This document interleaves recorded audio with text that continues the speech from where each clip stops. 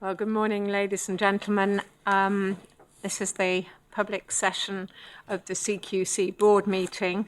The first item on our agenda is welcome and apologies. So I'd like to welcome Sue Gallagher, who's supporting Kay Sheldon. And then we have a number of apologies from the executive, Alison Beale, Director of HR, Nick Blankley, Director of Intelligence, Louise Gus, Director of Legal and Governance, and just at the moment, Jill Finney's not with us, but she will be returning to the meeting. She's Deputy Chief Executive. And we have Alistair Cannon deputising for Louise Gus. So thank you very much, Alistair. The second item on the agenda is declaration of commissioner interests. Martin. Yes, thank you, Chair. Two standing declarations, one in relation to an evaluation that I'm doing of Barking, and Redbridge in my academic role, and the second in relation to my role as a GP associate in a practice which is about to be registered. My standing declaration, I'm Vice Chair of Newlon Housing Trust, which is a subsidiary which is regulated by the CQC. I always hesitate about this one, but my only declaration of interest now is just as Chair of Healthwatch England, should that become a conflict. Okay. Thank you very much indeed to colleagues for those declarations. There isn't an item on the agenda to cover this, but I would like us to note that this will be Martin Marshall's last meeting.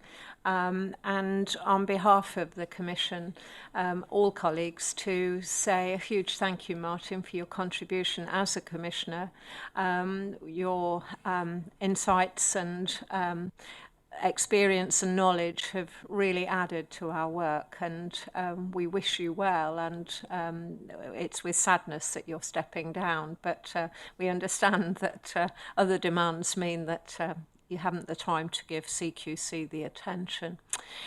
So I think we will see you informally, but this is the last formal meeting, so as I say, many, many thanks for your contribution. I'd like then to move on to item 3, which are the minutes of the meeting held on the 19th of September. And that was a meeting held in Leeds.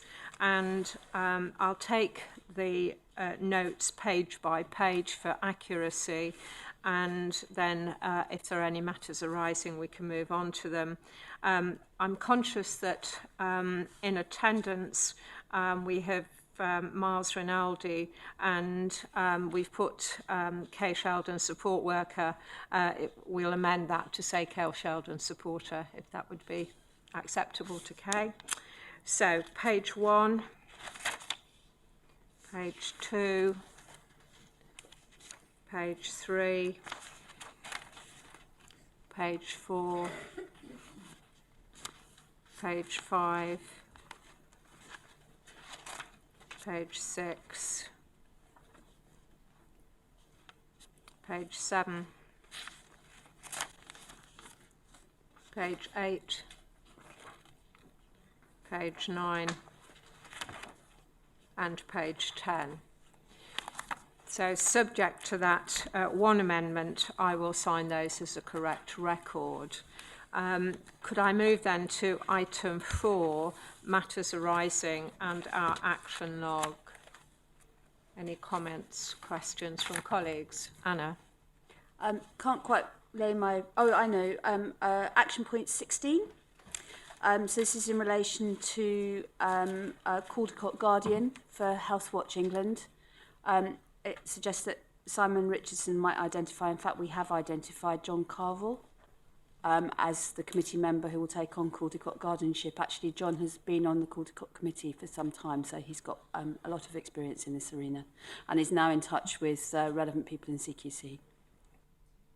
That's most helpful. We'll record that John Carville will be the Caldecott guardian for Healthwatch England. Thank you. Any other questions, comments?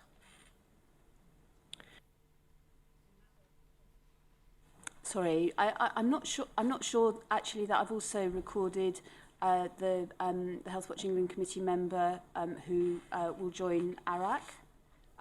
Has that been reported elsewhere? It hasn't been reported yet, but it wasn't part of these minutes. It's a subsequent action. Okay, in that case, let's move on to item 5, which is Chair and Commissioner's report. If I could begin by just mentioning a couple of things that are important. First of all, you will recall that we wrote to the new Secretary of State asking that our Chief Executive, David Bean, be appointed as a member of our board. I've now had a letter from Jeremy Hunt confirming that David is to become a member of the board, and he believes that this supports David in his role as the accounting officer, enables him to ensure that the views and expertise of the executive are represented on the board. And I think David's received a letter of appointment to that effect. And then secondly, I just want to refer again to the issue of Caldecott Guardian for CQC, which is a role that Martin has fulfilled and continues to fulfill, and I think will do so until your term ends at the end of the year.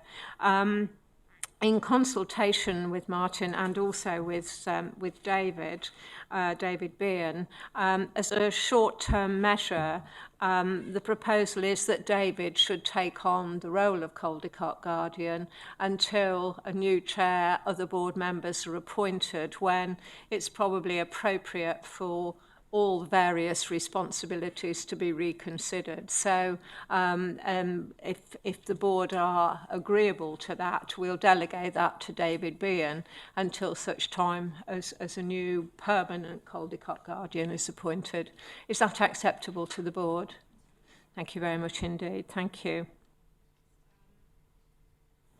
And then just finally from me, I did commission a piece of work looking at an organisation called CQC. I had hoped that it would be published and presented to the board today. I'm sorry that it isn't for a variety of reasons, but I will circulate that piece of work and then we can publish it and discuss it in the public domain at a future date. And so could I move on to you, John Harwood, to talk about the Stakeholder Committee? Thank you, Chair. The minutes of the last meeting of the Stakeholder Committee have been circulated. I should point out that they are draft minutes and have not yet been approved, and indeed some bits of them are more in draft than others, and the eagle-eyed among you may well already have spotted the drafting note which appears in one of the paragraphs. There are a number of points I'd like to make following that. The first is that the attendance was down quite a lot because a lot of the members found it difficult to get to the meeting. So that explains why the numbers of the members of the committee were so somewhat sparse. In terms of the substance, just can I draw to Anna Bradley's attention the invitation to come and meet the committee.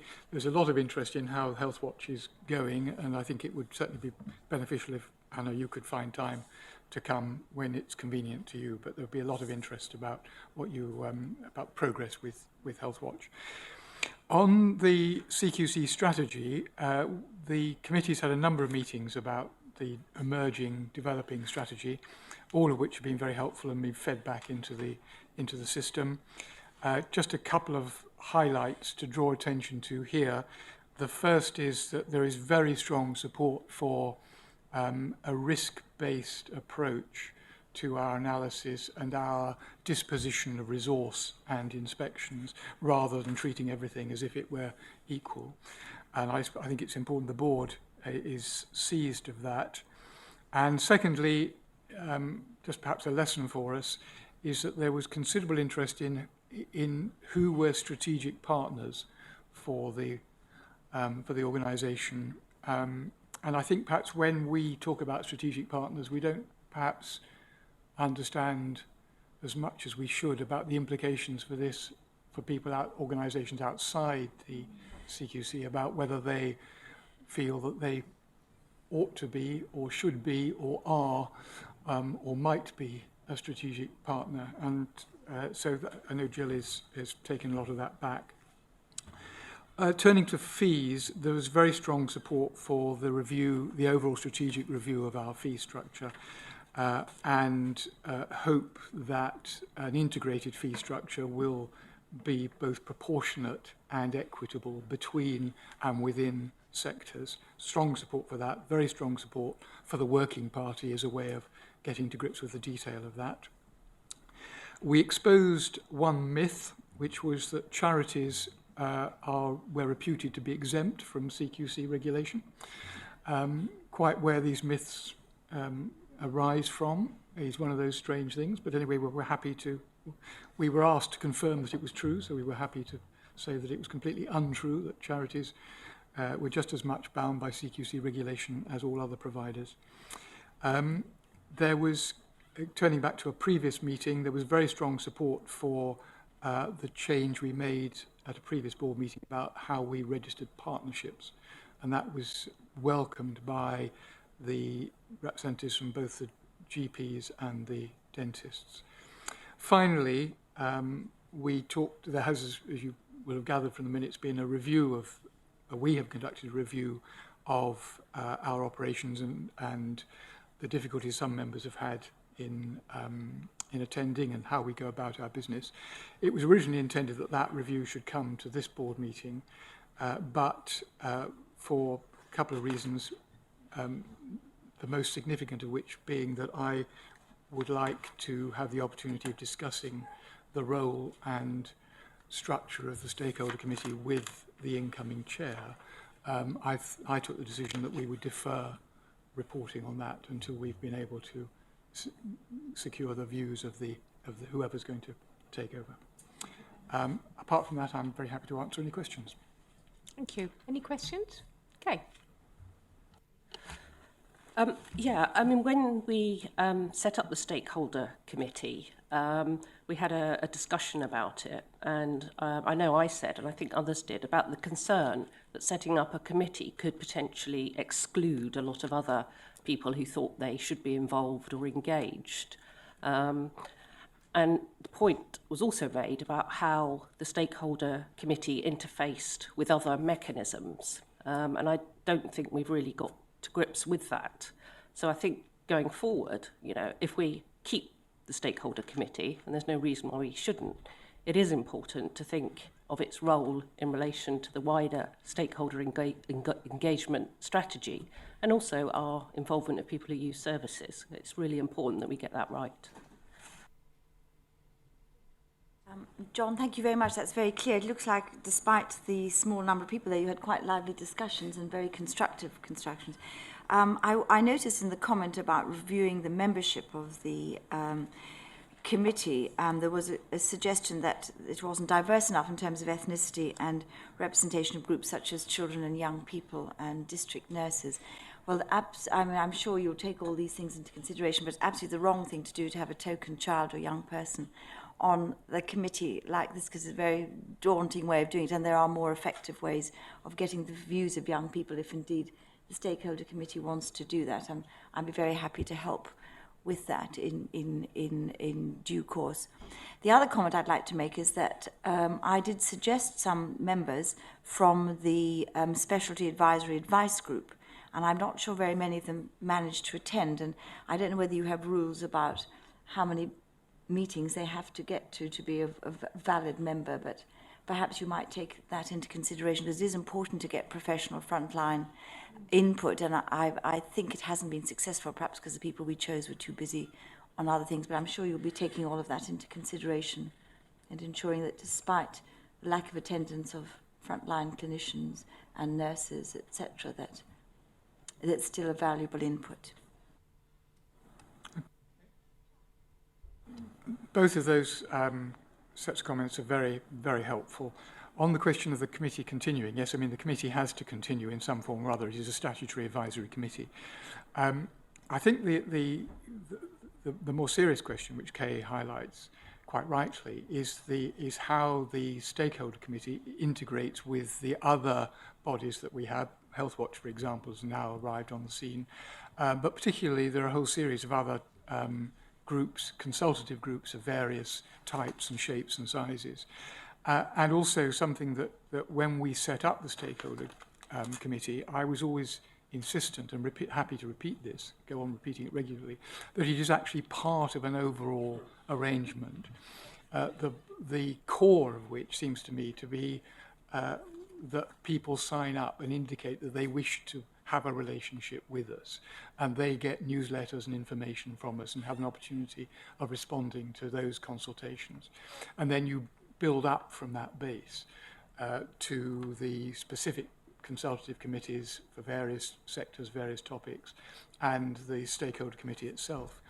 In terms of the membership, which Deirdre has highlighted, both in terms of sectors which may need to be represented and also types of people, particularly frontline clinicians, we have had some difficulty with people squeezing it into their day commitments, and I think we have to look again. That's one of the things I want to talk to the incoming chair about, is whether the committee needs to be bigger than it is, because there's always going to be some people who, for one reason or other, can't get to a particular meeting, but we still wish to have a relationship with outside those meetings.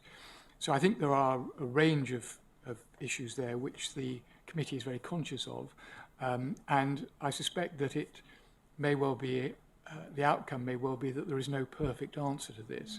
What we have to have is the least worst answer to the structure and the membership and so on.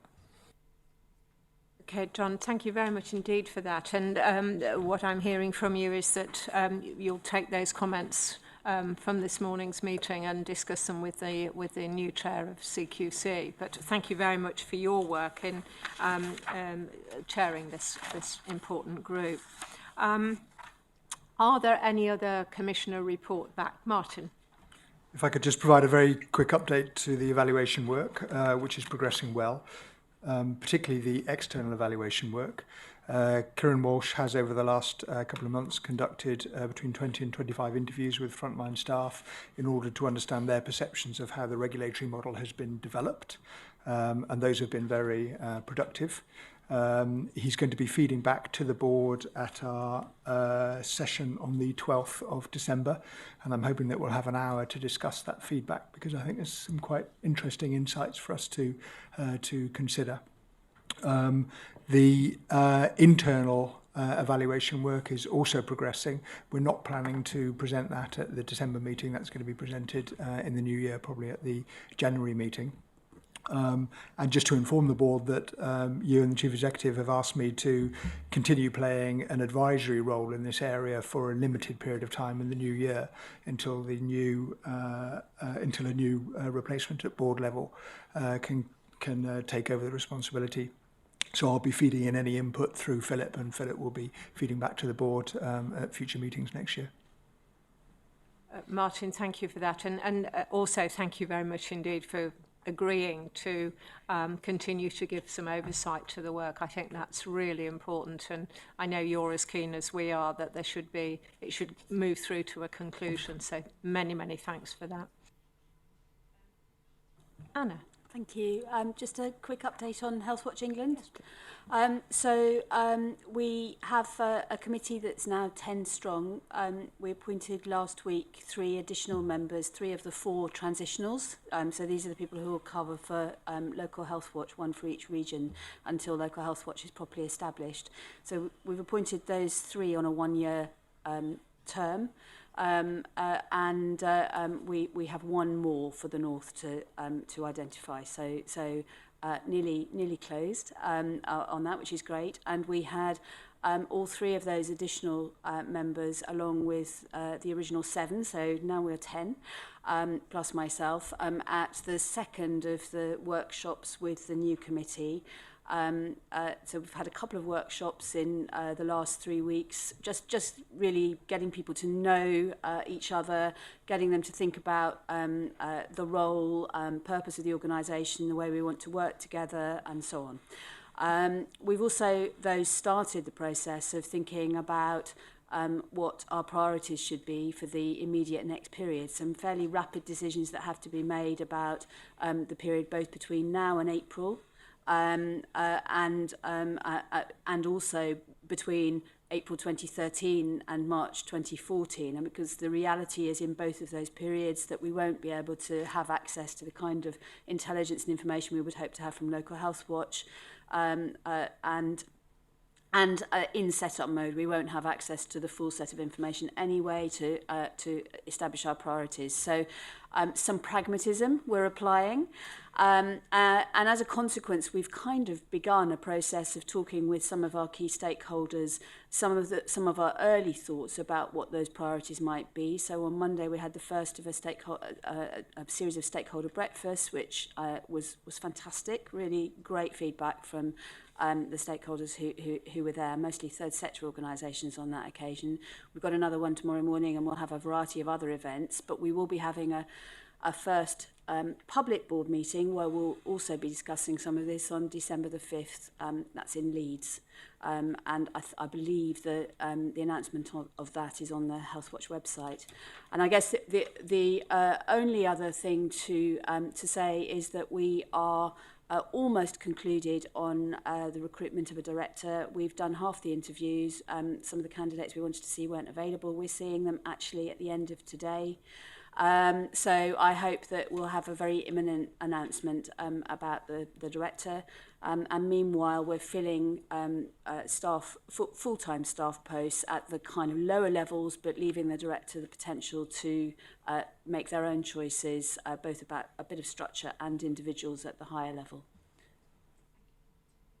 Any other report back from commissioners?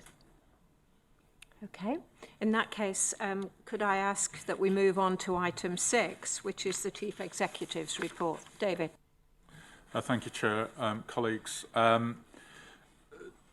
so I'm reporting on a number of items here, and I'll touch on each one briefly. The engagement around the external review continues. We're in quite an intensive phase of discussions with external stakeholders at both a national and at a regional level. These are a combination of breakfast meetings, some dinners are arranged, and specific sessions out in the regions that external organisations are coming to. It's a member of the leadership team, which is somebody from the executive team and somebody from the local team that will present and discuss the issues that are contained in the strategic review.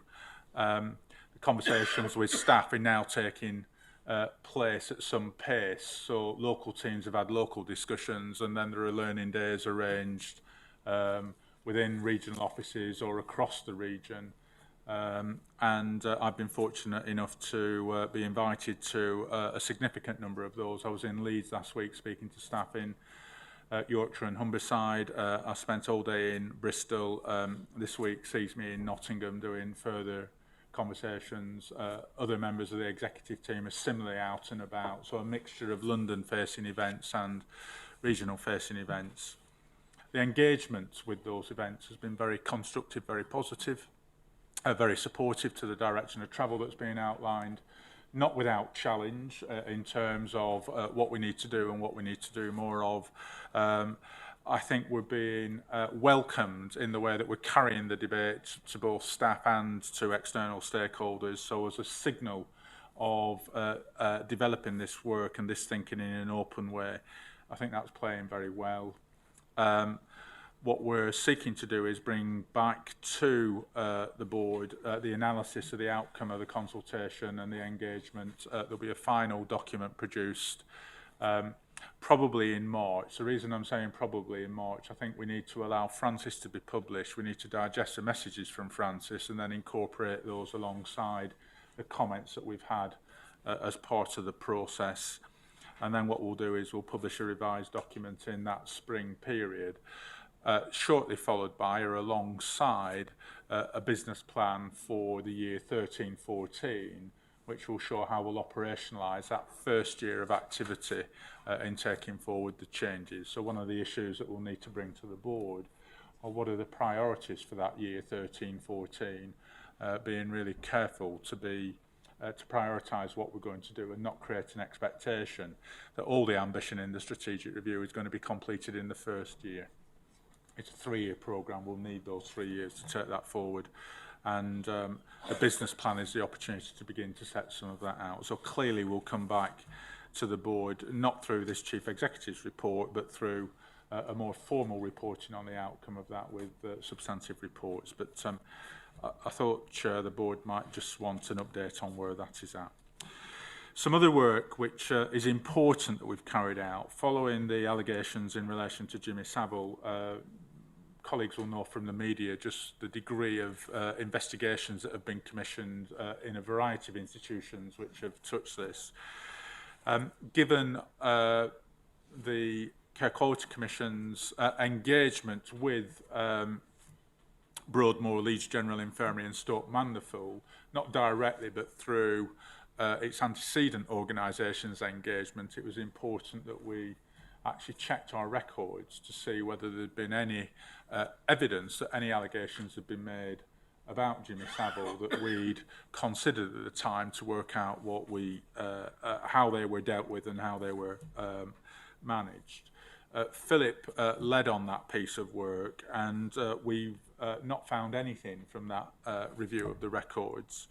We've subsequently reported that to the investigating police officer. That's now done, I think, Philip. And the Department of Health are also carrying out a review of their involvement with Jimmy Savile during that period through the various incarnations of their responsibilities to those organisations over the period of time that's being looked at. So we've made that information available to the department as well. So I just wanted to report so board members are aware of that work, and clearly if there's any subsequent questions we can go back through our documents and records and assist in any of those inquiries. Next issue I wanted to report on, we've previously reported to the board that we commissioned Grant Thornton in the late summer to carry out an independent review of our engagement with University Hospitals of Morecambe Bay NHS Foundation Trust. The focus of this was our engagement, what we did when in relation to both the registration and then the subsequent foundation trust status in relation to UHNB. That work is coming to a conclusion. There's further work that Grant Thornton need to undertake. Whilst they've been carrying out that work, a member of the public has approached CQC asking to be joined to that investigation. I'm not sure that it's right that that individual be joined to that investigation, but what we want to do is consider the complaints that that individual is raising. So our proposition, Chair, is to ask Grant Thornton to carry out further investigation in relation to the concerns raised by that individual and report separately to the organisation. So we're being seen to listen to the concerns the individual is raising, but not conflating those into the original investigation, and we'll deal with those concerns on the merits that present as a result of the investigation. And I wanted to ensure that the board were clear on the progress of the original investigation, but the fact that we'll commission this additional work from Grant Thornton based on the concerns that the individual has expressed. Turning now to Basildon and Thurrock University Hospitals NHS Foundation Trust. This is an organisation which we've had quite intensive engagement with. Since November 2011, we've inspected the trust on 7 separate occasions. There have been 2 serious untoward incidents involving children, and a 3rd issue in relation to another untoward incident in A&E. And as a consequence of those untoward incidents, we've considered what the most appropriate regulatory response should be from the Commission. We did consider whether we should carry out an investigation as laid out within the tools that the Commission has got at its disposal. But on balance, we decided that what we should do is work with Monitor and work with the Trust and ask the Trust to undertake an independent review of their paediatric services, agree the terms of reference for that independent review with us, and that we would then go and look at what progress the Trust has made, and we'll work out how we can do that jointly with Monitor, who have responsibilities because Basildon is a foundation trust. Additionally, we'll contribute to the work that Monitor will do with a joint meeting with the Trust Board, and that will be a new development for us to contribute to that work. I've discussed that directly with the Trust Chair. They're agreeable that that's an appropriate course of action and have stated their determination to make improvements. The way that we'll engage with them, we'll be able to assess whether those improvements have indeed made. And yesterday, Chair, we issued warning notices to the Trust based on the inspections that we undertook a couple of weeks ago on Saturday in relation to what we found. So it's a bespoke response to a set of circumstances at Basildon which have caused concern based on serious untoward incidents that have occurred there, but one which I think is proportionate to the issues which have arisen. And it's important that we reported to the board at this opportunity so colleagues are aware of the detail of that, and I'm very happy, as I think Amanda would be, to answer any questions. We've previously reported on thematic reviews. The board have agreed 3 thematic reviews which have been put forward, and we undertook to undertake some further work in relation to further thematic reviews that we'd seek to complete this year. And I'm also identifying the work that, again, Philip has undertaken to identify that we will propose to the board that the 4th thematic review should be hospital admissions from care homes. This is an important issue which generates a lot of interest from different groups that have engagement with this issue, whether it's people in hospital, people in care homes, individuals that are indeed admitted themselves, and often from family members who will have a view about this. So I think this is an important piece of work that we would complete in the period to the end of March. That work will be used to inform the way that we will carry out our responsibilities around inspection moving forward. I hope the board are able to support that as the 4th thematic review moving forward. The next item in the report is just giving you an update on the webcasting of board meetings. This meeting is the 2nd one that will be webcasted, and contained in the report is some, I think, some quite important messages. Certainly, as I've been doing the stakeholder meetings on the strategy, a number of both staff and external stakeholders have commented how valuable they've seen the webcasting of boards. Interestingly, the figures around live plays, I think this in the jargon is people who were joining while we're actually recording, was about 794 live plays, with 98 people being on at any one time. I'm told there was somebody in Canada looking at this, so if my calculation's right, it was the middle of the night. So Insomniac in Canada is joining us. But the interesting thing about this is not just the live plays that took place, is the people then approached afterwards. And I know one of the stakeholder events in Leeds was a director of governance in one of the South Yorkshire Trusts who'd actually looked at the webcast, as she said, as she did the ironing at home, as a way of actually just familiarising herself with the conversation. So I don't know what the optimum is for this. I don't know what good is for this, but I think it's very interesting just to look at the numbers that we've got and then being able to compare after this board meeting whether we've got more or less, and what the trajectory is for this. But the initial feedback has been very positive. And interestingly, a number of staff that were either watching in real time, I guess there, some of them may be watching now, but the number of staff that looked subsequently at the board meeting to get a sense of just how the board conducted itself, the reports that the board took and the conversations that took place. So I think valuable information. We've had a risk to business continuity over the past few weeks, and this has largely been disruption to the shared drives in CQC, which occurred between the end of October and the beginning of November. What we've tried to do in this report is just draw out what some of the causes were.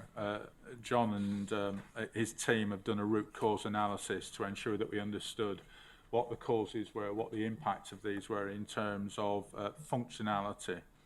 And we've tried to set out in this note the steps that have been taken to ensure that we can maintain that continuity. The problem is in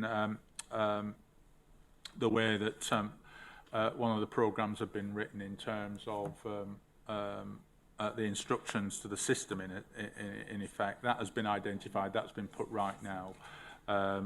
And I think the team responded appropriately to the concerns that were there. Again, we'd be happy to answer any questions that the board may want to raise in relation to that. I've been reviewing with each individual director and directorate progress against the business plan, the published business plans for the Commission, the mid-year reviews. That process is now complete. Good progress is made right across the piece, I have to report, Chair. One of the issues, though, that we need to consider is in light of the strategic review, I think some of the issues that we'd flagged up to do in the third and fourth year no longer have the same priority and status that perhaps they did at the beginning of the year. So there's a number of pieces of work which we need to do to anticipate the strategic review completing. So one of the things that we will do is we'll vary those business plans in the third and fourth quarters. That will have a knock-on consequence for the corporate business plan, because that's been agreed and published by the board. What we'll do is, where that influences and changes the corporate business plan, we'll bring back a revised, a track change version, if you wish, of the changes to the corporate business plan. But it seemed to be appropriate that we did pause and reflect on what the work from the strategic review was going to be, particularly in light of the support. And whilst we've not yet completed the engagement, we do know that there's going to be work on differentiated regulation, for instance, which we need to begin now and think through what that means, just because of the universal support. So we will bring that back to the board, but I just wanted to reassure the board that we'd undertaken that review. And then the last thing I just wanted to draw out, Chair, is the work that we continue to do to become a high-performing organisation. A substantive part of my time has been spent speaking to people who work in the organisation about their experiences. We've done that at the strategic review. I do a weekly letter out, and I've had a number of responses by email to that. I was asked by the Secretary of State to meet an ex-inspector who had a number of comments to make about the organisation. And we'll continue to do that as part of a drive to make us a more open organisation. This week is anti-bullying week. There's posters around this building. There's messages on the intranet in relation to this. And as agreed at the last board meeting, part of my message this week was to raise the spectre around this. And we've put in place 3 different mechanisms to allow staff to come to either HR staff to appoint champions. And I've had a number of people who have come forward saying, we'd like to be a champion for this and be available from within the organisation.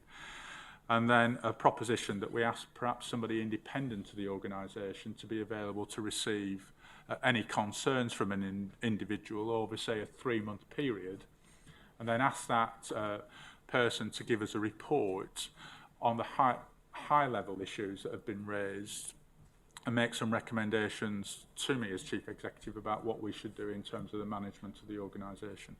An attempt really to open this up, to allow people to come forward with the stories, to be seen to listen to those, but then to draw a line under those and say, what is it that we need to do to move on from that? We haven't used the words, but almost a truth and reconciliation approach where people can come forward and declare their concerns. So I think 3 initiatives which are based on the debate at the last board meeting about how we might move forward and make some progress in relation to that. So very happy to answer any questions on that report, Chair. David, thank you very much indeed. Are there any questions? Okay. Thank you, David. The first one is about Basildon, and it's not really a question, and it's not a new issue, but just to sort of comment that the problems at Basildon have obviously been around for some considerable time, and we'd sort of visited there sort of 7 times in the last year, and it's sort of recently that these serious incidents have happened. So just to sort of reflect on, you know, as we go forward in our strategic review and our regulatory model, I think it's a sort of very pertinent issue there. On the strategic review, I did ask how service users and experts by experience were going to be specifically included in the consultation, and haven't had a response as yet. So it'd be useful to know if there's any particular arrangements around that, or whether people are sort of integrated into the other events. But it'd be useful to know. And on the high-performing organisation, obviously I'm very glad about the appointing an independent person and having the truth and reconciliation exercise. I did mention to you, I think there are a number of people who are no longer working for the organisation who I think could offer some important insights. So I think that might be worth doing. And I think that will be good for, well, it'll be good for them, but I think it'll be good for the organisation as well in terms of acknowledging the situation and helping everyone to move on. So. Other comments? Yeah, also a comment about Basildon and Thurrock. I wonder if this would be a useful case study for us to discuss, perhaps as part of our evaluation. At previous meetings, we've discussed the enforcement actions that we have, how we've tended to focus on using warning notices, and sometimes that transition from warning notices to other enforcement actions has been quite difficult. I imagine this is a good example of the difficulty of making decisions here. I think the recommendation here of using enforcement actions plus other activities in relation to monitor and others makes sense, but maybe an in-depth exploration of what factors encourage us to make that decision rather than moving on to other enforcement actions would be helpful.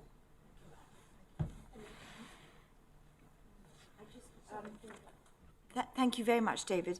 Just to follow on Martin's comment, I think that when the ARIC review is received, we should have a joint workshop really to look at all of that in context and take those lessons learned forward. That was my first comment. My second comment is, I think you probably remember, David, that ARIC did raise the issues about business continuity at the last meeting, and they were very robustly reassured that nothing would ever happen.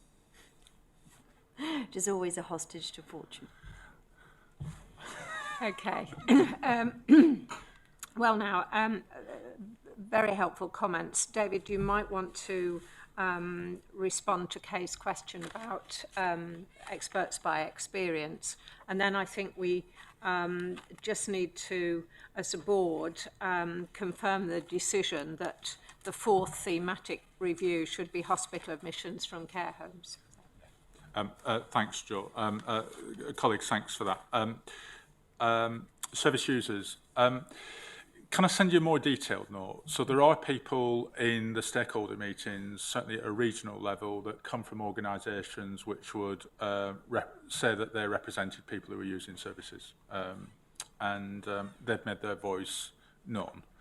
So the Leeds event had somebody who was a person with cerebral palsy, and they spoke from the perspective of a service user, although they actually formerly work for an organisation. Local links have been involved in those schemes to pick up on. Some of them are embryonic Healthwatch organisations as well, in both Leeds and Bristol last week. People were in those. Last Saturday, I think it was, there was a specific event with travelling people. That I know that their feedback has been captured, and therefore the team that Nigel Thompson leads has been out and engaging with people, and they've been collecting those ideas. The reason that sticks in my mind, they thought that I should publish the strategic review by going on I'm a Celebrity, Get Me Out of Here. I have to say I have got the slightest intention of doing that. So it is ongoing, but we could give you the detail of that, Kay, in a separate response. Thank you, David. Then I just want to ask the board if they will confirm that the fourth thematic review should be hospital admissions from care homes. Are we agreed? I'm delighted to support it. Very important. Thank you. Yeah, thank you very much indeed. Okay. Now, Professor Kelly needs to leave at 11:30, so I'm sorry to Bob about the agenda, but I would like you to be here, Deirdre, for the strategic risk register debate. So I'm going to take item 8 ahead of item 7, if people will bear with me. So that takes us to the CQC strategic risk register, which I think I want to say, first of all, pay tribute to Professor Kelly's work in organising workshops and getting us to this point where I think we've got a really constructive document. I think there's a little bit of vagueness about some of the timescales that I am sure David and the team will work on. And my only other comment from the chair was to say that I did wonder if the issue of culture, which is risk number 5, actually it's not just ownership by the director of HR. I kind of thought that was ownership by all executives and probably led by you, David, as chief executive. That would be my only comment about whether or not we might wanted to change things. But I'll stop. And Deirdre, if you'd like to say a few words, and we'll open it up for discussion. Thank you very much, Jo, and I would particularly like to thank everyone who took part in it. This is the board's strategic risk register, and we had 3 very useful workshops that brought it together. I hope board members will feel we adequately captured those risks that we highlighted very cogently in those workshops, and you've all had a preview to see the report and send back any comments before the public board meeting. I think our role today is really not to revise the strategic risks. I think we've agreed the strategic risks. If people have grammatical changes they'd like to make, they can always make them offline rather than now. But I think today's role is really for people to feel that we've put the correct tolerance and risks for these risks, rather than to go into detail with all the other mitigations and so on. I think it is for us to feel whether we've got the tolerance, high, medium and low, and whether we're happy overall with the suggested very detailed mitigation. Comments from colleagues, please. Just a comment also on risk 5, so the culture risk, because I mean, I know the way we've described it at the moment is that the risk is around failing to establish and maintain an open, reflective and responsive culture. And I absolutely recognise that that's a fair description of some of the things that we think might have been issues in the past. But I think there's a really important question, which isn't yet addressed by this risk for obvious reason, about what kind of culture we want the organisation to have in order to deliver our strategic review. And there's something that I suspect we might find missing in here, which is more about decision making and empowerment throughout the organisation, in addition to this sort of something which is more about reflection and learning. So I think both will be important. And I suppose the gist of my comment then is simply to say, well, this will be a live register. We'll need to adapt and change. We'll need to reflect in the light of the strategy. But I think that cultural risk might particularly need to be adapted. Very much indeed. Thank you. Let me be clear what I'm understanding from you, that at some point in the future, we ought to be defining much more the positives in relation to the culture that we would expect to see within CQC, and it plays into David's comments about a high-performing organisation. So at some future point, potentially this could be reworded. But are colleagues supportive of the idea that we ought to get David to lead on this cultural piece rather than Director of HR? That seemed to be appropriate. That's acceptable to you, Dave? No. Yeah. Any other comments, questions from colleagues? Okay, well, I think because of the... Are we happy with the risk tolerances Yes. that have been assigned? Do people want to have some discussion? I mean, we've said low for everything. everything, really.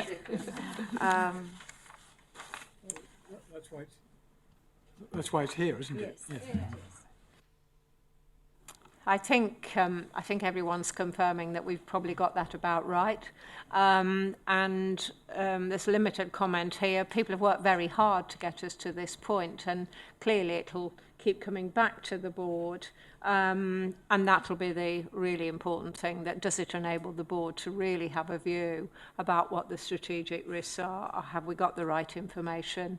Are there mitigating actions influencing that risk register? So congratulations to everyone who's worked so hard on that, and we'll make minor amendments and note that at some future date the cultural issue could be rephrased. Thank you.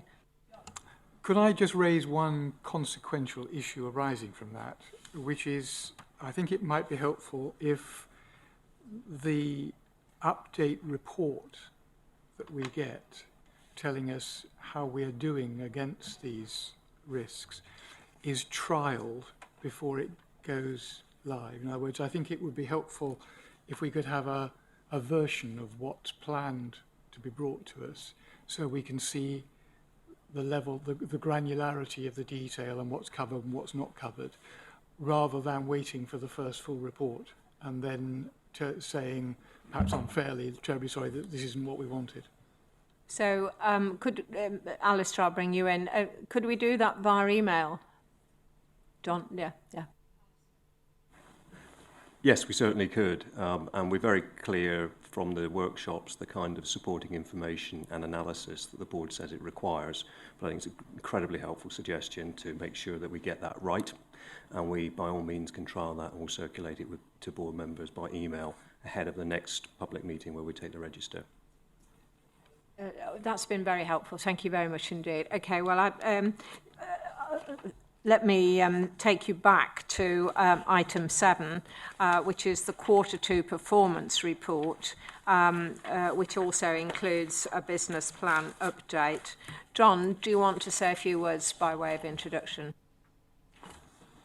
Thank you, Chair. Yes, I do want to deal with the Q2 performance, say a few brief words on the plan update, which David has already touched on, and also just mention the financial position up to date at the end of September, and then the up-to-date financial position. If I could turn the board's attention to slide 2 in Annex A, which is the Q2 and year-to-date scorecard summary. This sets out, the board will be familiar with this now, it sets out the 4 main areas that we measure and track on a quarterly basis: the operating performance, compliance inspections, achievements in each of the quarters against our target, the operating performance, registration, enforcement and Mental Health Act targets. The third box in the bottom left-hand corner is all our measures around customer service, and then resources, both human resources and financial resources, in box 4. Clearly, this was picked up at the last board meeting. Clearly, one of the key things that the organisation is focusing on right across, not only just operations, but right across CQC, is on our compliance inspection activity for the year. Since the September board meeting, when this was flagged as a concern, the business has spent some considerable time tracking the compliance inspection activity and operations. We've engaged our HR colleagues in recruiting inspectors from our bank of inspectors, and we hope to be able to recruit up to about 120 additional inspectors in the second half year to cover the shortfall that we incurred in the first half year when we were unable to recruit up to our complement of compliance inspectors. And from a financial perspective, around all of that, we have set aside approximately £4.5 million to cover the cost of the additional inspectors coming in, additional overtime that our full-time employees will carry out, and a number of other activities around the business to help us carry out our inspection obligation. If I can just deal very quickly with that piece of work that's going on, Amanda will then give us a more up-to-date. We've got a right up-to-date, bang up-to-date position as at the end of last week. So I don't want to deal with what the figures in the scorecard itself, but just very quickly, we've got approximately, just in terms of overview, we have approximately 30,000 inspections to cover. The scorecard shows that we've 31,985 locations in this current year. The live position changes, of course, on an ongoing basis, and that number is coming down slightly for various reasons. So let's say about 30,000 inspections to do between 1st of April and the end of March 2013.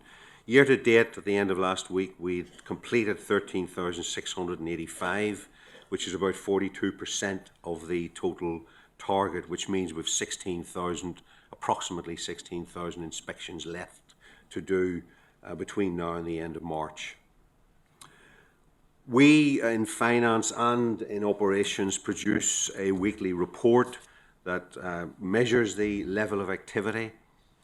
We measure the run rates, we measure all levels of activity, not only across the sectors, but also across the regions in CQC. The run rate and the level of activity is increasing. We expect that to increase further as we continue to recruit more and more people to come into the organisation. But again, Amanda can pick all of that up and give a bit more detail on it.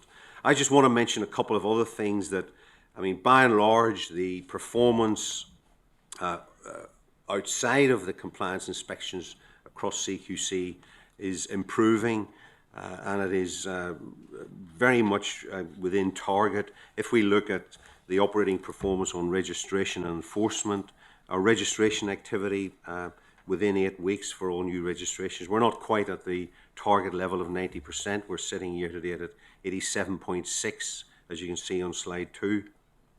Variations, registrations on variations within 4 weeks, not so good, but is continuing to improve across the quarters.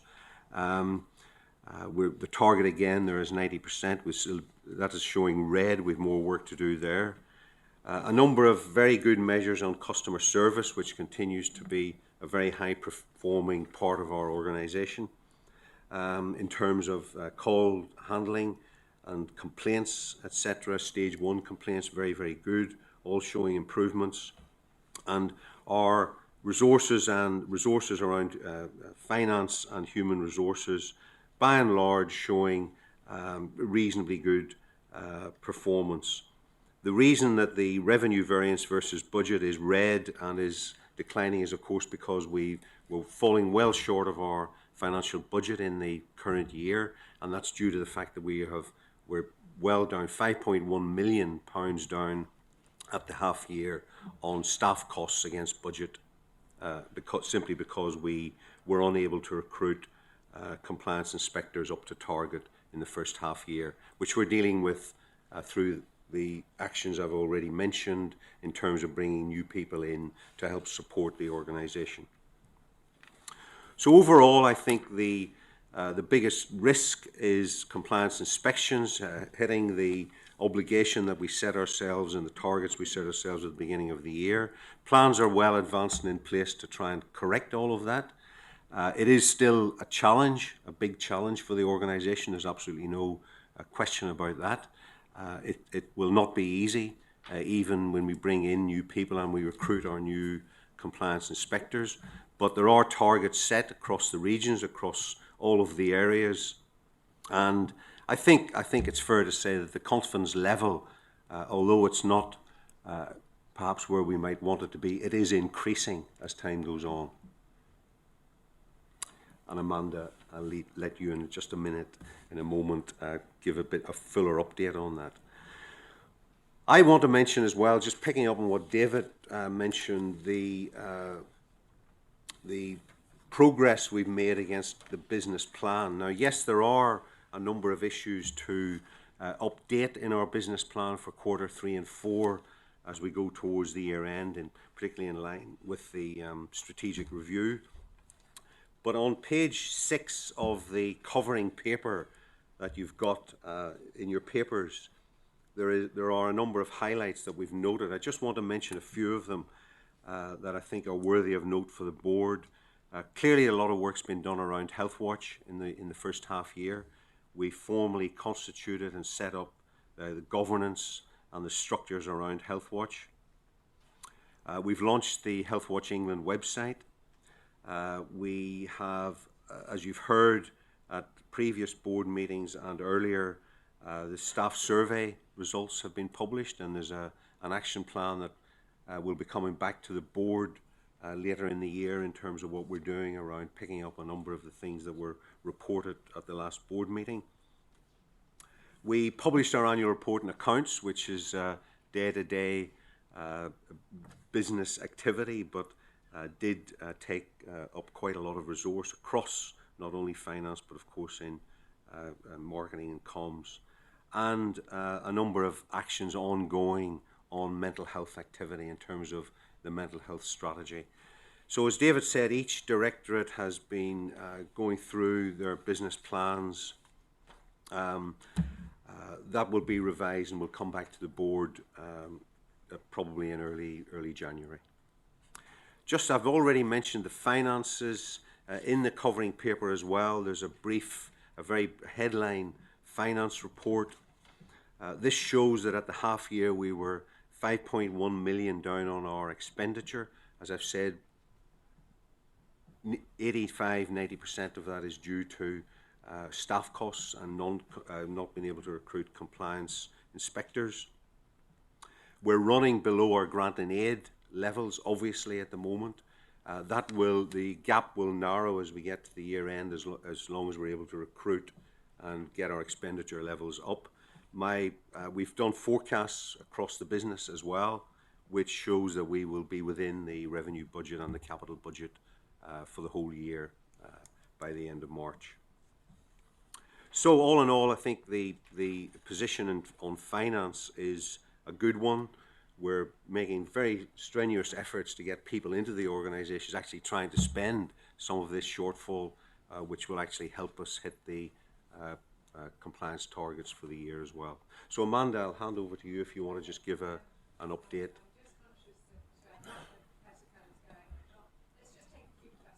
Okay.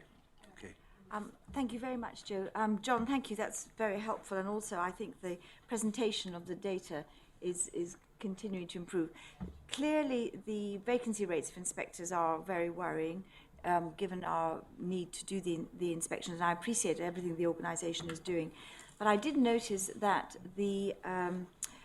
there was a reduction in the inspections in independent healthcare and private ambulances compared to the other institutions. I just wonder whether that decision was made knowledgeably based on their risk profiles, or whether it was simply a geographical issue. That was my first question. And my second question was that it's also very helpful to see the rates of non-compliance for the length of time, and they are approximately what we've always felt. The NHS is about 10 to 20% higher than adult social care and independent healthcare, which I hope informs the inspection regime.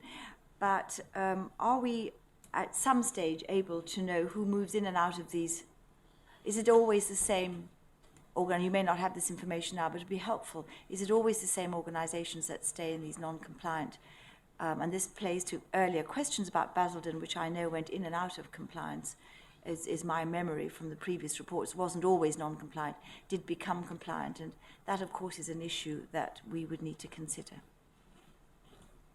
Chair, thank you. I know I have a reputation for always looking at the emptiness of jugs rather than their fullness, so I just want to start by saying that there's clearly some good news, which I think we ought to acknowledge.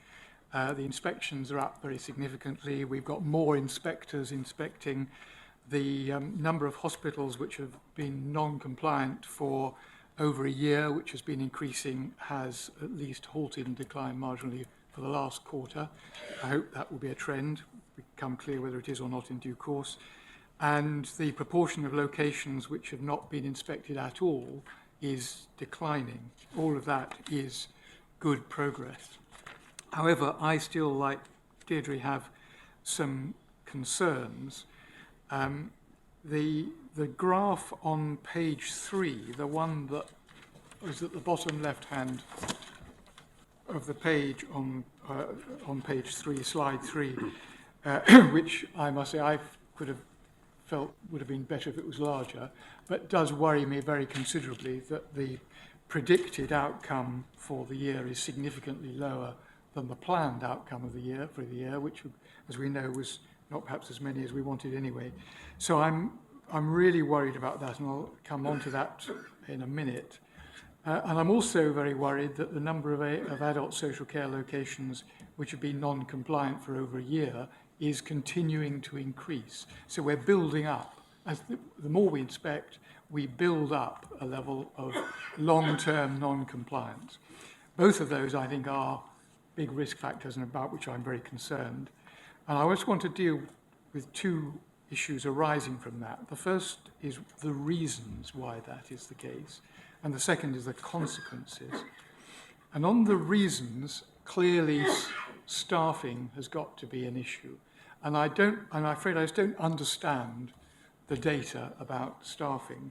If you turn to page 5 of the covering paper, it gives some information which fits with the data in the slides, which says that there were, at the 26th of October, there were 833 compliance inspectors against an establishment of 955. There are 82 confirmed new inspectors, which leaves 7 vacancies. Well, I'm afraid it leaves more than 7 vacancies. The difference, if you add 833 plus 82 and compare it with 955, you've got more than 7 vacancies. So I would like really to know whether there's some sort of secret cap. From what John Lappin was saying, it doesn't look as if there is, because he then talked about a completely different set of figures of people being recruited. So I'd really like to understand at some point, not necessarily now, but at some point, what is being done and whether we are actually going to have sufficient inspectors recruited against the establishment, or whether the establishment needs to be reviewed in order to be able to deliver the inspection regime, given that there is clearly a negative effect in turnover, which is 3% for the whole organisation, according to this data, and presumably some of that must be in our inspectorate workforce. And secondly, the more we find non-compliance, the more re-inspection we have to do. So the number of inspections increases at a rate greater than the number of places that need to be inspected. So all of that, I think, raises some big questions in my mind about whether we have sufficient staff resource. The consequence of that is, it seems to me, that the number of locations which will remain uninspected is going to, while it will decline, will not decline at a fast enough rate. And we're talking about well into, on my calculations, well into 2015 before we've looked at everything. And therefore, I would like to come back to a point which I made at an earlier meeting, which is I'd like to be reassured that there's been a risk assessment of those uninspected locations to make sure that we are happy, or not happy, but content that the least risky are being left to last and not vice versa. So those two, I think, reinforces the point which Deirdre made about staffing levels and recruitment on the one hand and risk assessment on the other hand. Thank you.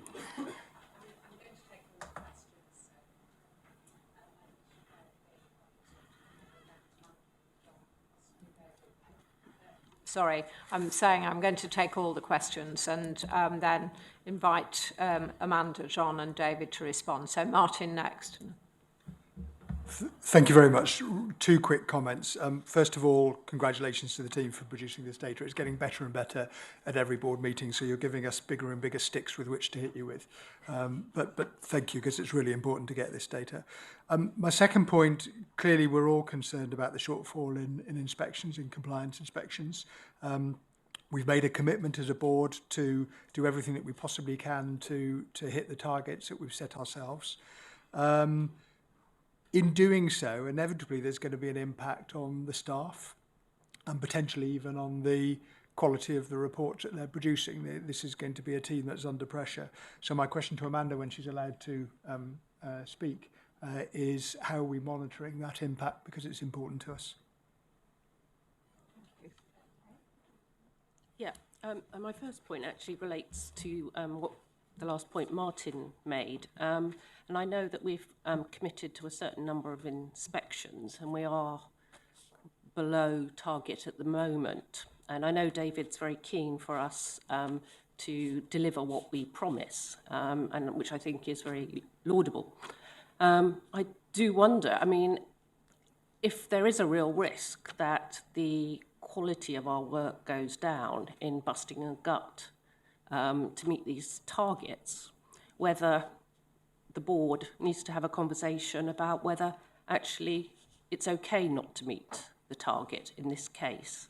You know, if we can show that there's more of a risk to the quality of care or what we do through meeting this target, then I would think we should have a conversation about not meeting it and why we're not going to meet it, and that might be okay. The second issue, it's a more sort of general comment, and it's to do with the NHS and how we define locations. And I have a sense I should know this, but I still don't have a clear idea in my mind, because we've said that there are 291 trusts and 350 locations. And I'm just thinking, as an example, there's been some recent activity around the Bristol Trust and the Children's Hospital there. And what I wasn't clear about is whether the Children's Hospital in itself would be a location. Because, I'd think that a hospital would be a location, but it certainly wasn't clear to me when I was looking on our website whether a hospital is or isn't a location. Because, if you look on the Choices website, for example, they talk about locations in the thousands. So it was just sort of a question and to have some clarity really as well. Thank you. 2 points. First of all, I think the data here is invaluable and very, very important. I want to go a bit behind it and ask some questions that I'm sure will come up in a future report. But the new bank system, presumably we will be reviewing this fairly soon, and I'd like to know, is it working? What are the consequences of it, and what lessons are being learned from it? Because it is a new departure, and I think that goes some way to addressing some of Kay's concerns about the quality, because that must be the area of most questionable quality. I don't entirely agree that we perhaps should do fewer inspections. I think we've just got to make sure that the quality is sustained, and that may be an area where we have to put more emphasis. The second thing is the increase in non-compliance is a major concern. Now, we've got a bit of a stick and a bit of a carrot for the providers. What are we doing to make sure that both of those become more effective? Because if we can't drive compliance up, we're not doing our job. Thank you very much indeed. I think that's all the comments from board members. I just have one further. So I know you've got a long list now to respond to, but the timeliness of reports was a question in my mind, because I think quite a lot of comment back to me from people who are being inspected. That timescale matters enormously to them. And I just wonder if we have done everything we possibly can to support and facilitate the production of reports. I know that in our early days, CRM or its predecessor was a bit of a nightmare for our inspectors. I think we've moved through that, but I just wonder, have we used enough technological solutions to support our workforce in, iPads, whatever, so that, actually they can take their contemporary notes home and do them very quickly and put them in, format them into a report. So, it's back to support and utilisation of resources for people who we know, we are putting under pressure to get out there, look and see what's going on. But it really is important that their reports are produced in a timely fashion, because it, as I say, raises major concerns for those that we inspect. So I'll stop there. And I'm looking at you, Amanda. Are you going to... You've got a long list of questions. I expect you've noted them all, and we'll hear from David as well. Okay, thank you, Chair. I don't think I've ever been quiet for quite so long. Okay, I'll work my way through the questions, and apologies if I've missed anyone's, please come back to me. In terms of the trajectory, and the graph, John, the predicted line was predicted if we carried on at the same rate that we were running at the end of Q2. So during September, we looked at the resource that we would need to complete the 31,900, which is our public promise. In terms of services that were registered at the 1st of April that require an inspection where we look at a minimum of 5 outcomes. So the delivery plan and the business plan review has been the work that we need to put in place to close the gap between predicted with the resource that we had at the end of Q2 to what our business plan commitments were. In terms of overall percentage of overall activity, John is quite right. We are seeing a step change in terms of the run rate. So number of inspections that count towards this 31,900. And I'll come back to that because that's an important definitional point.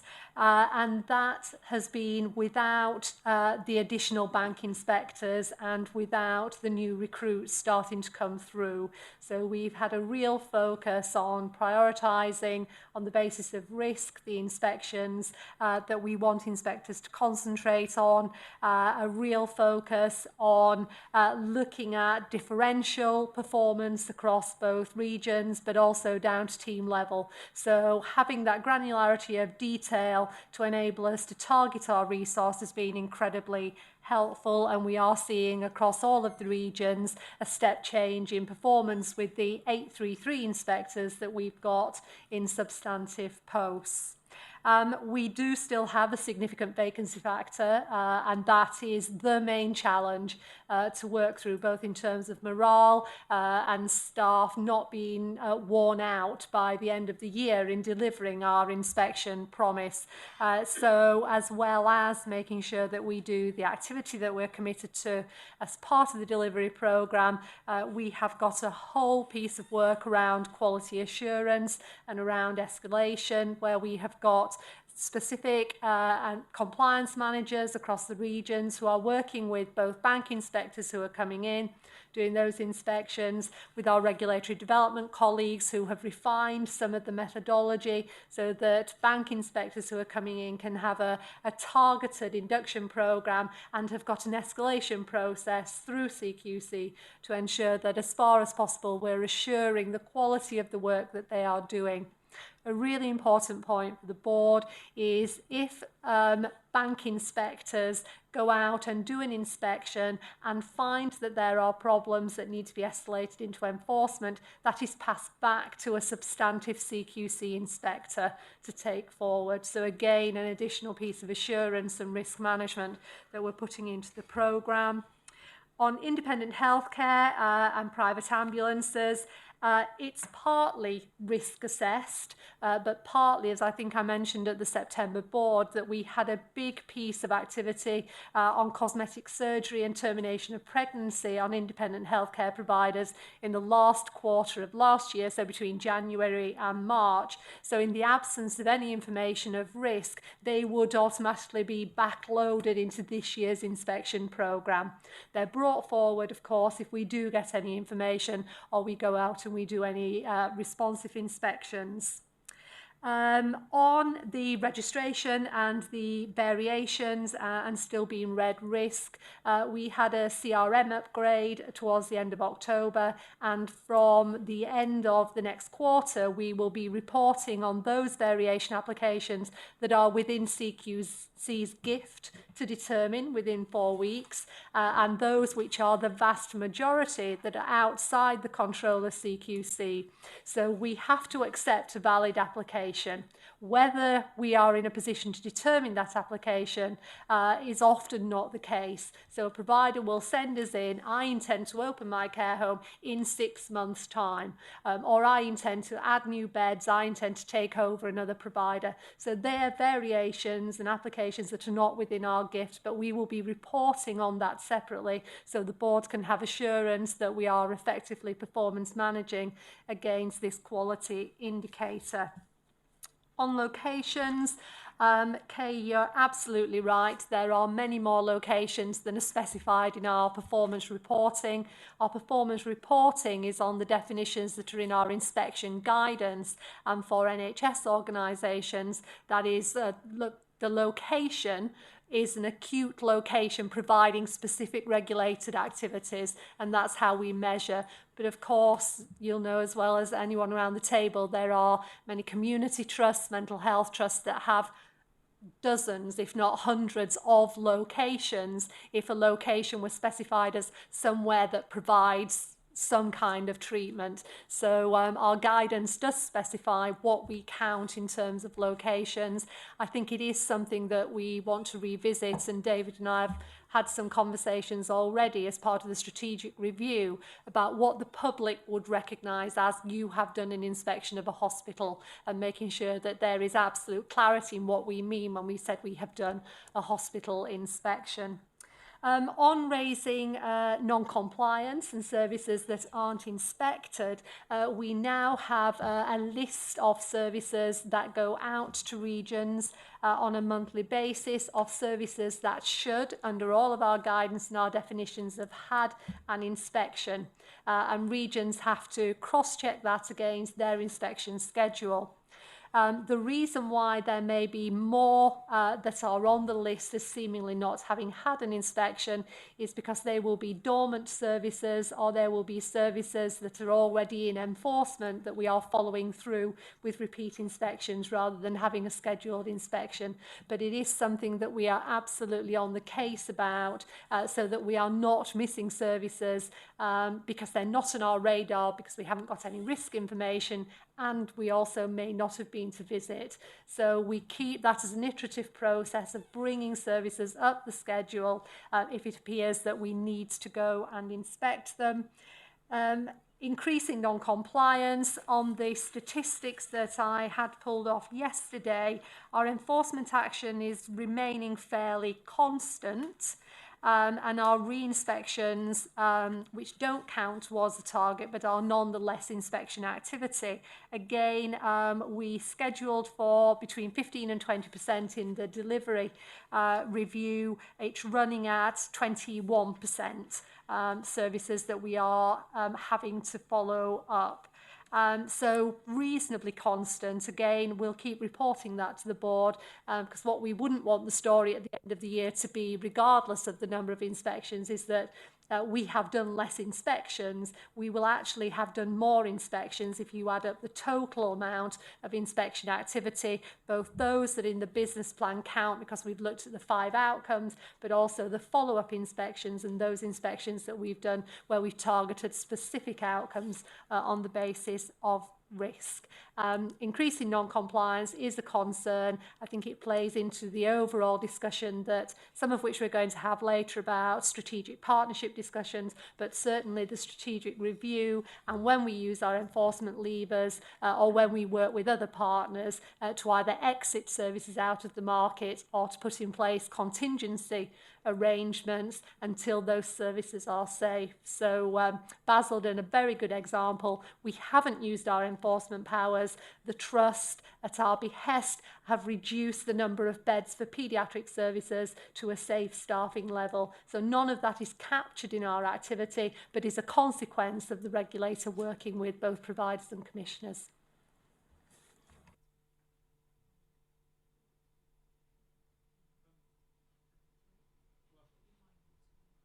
Sorry, I do apologise.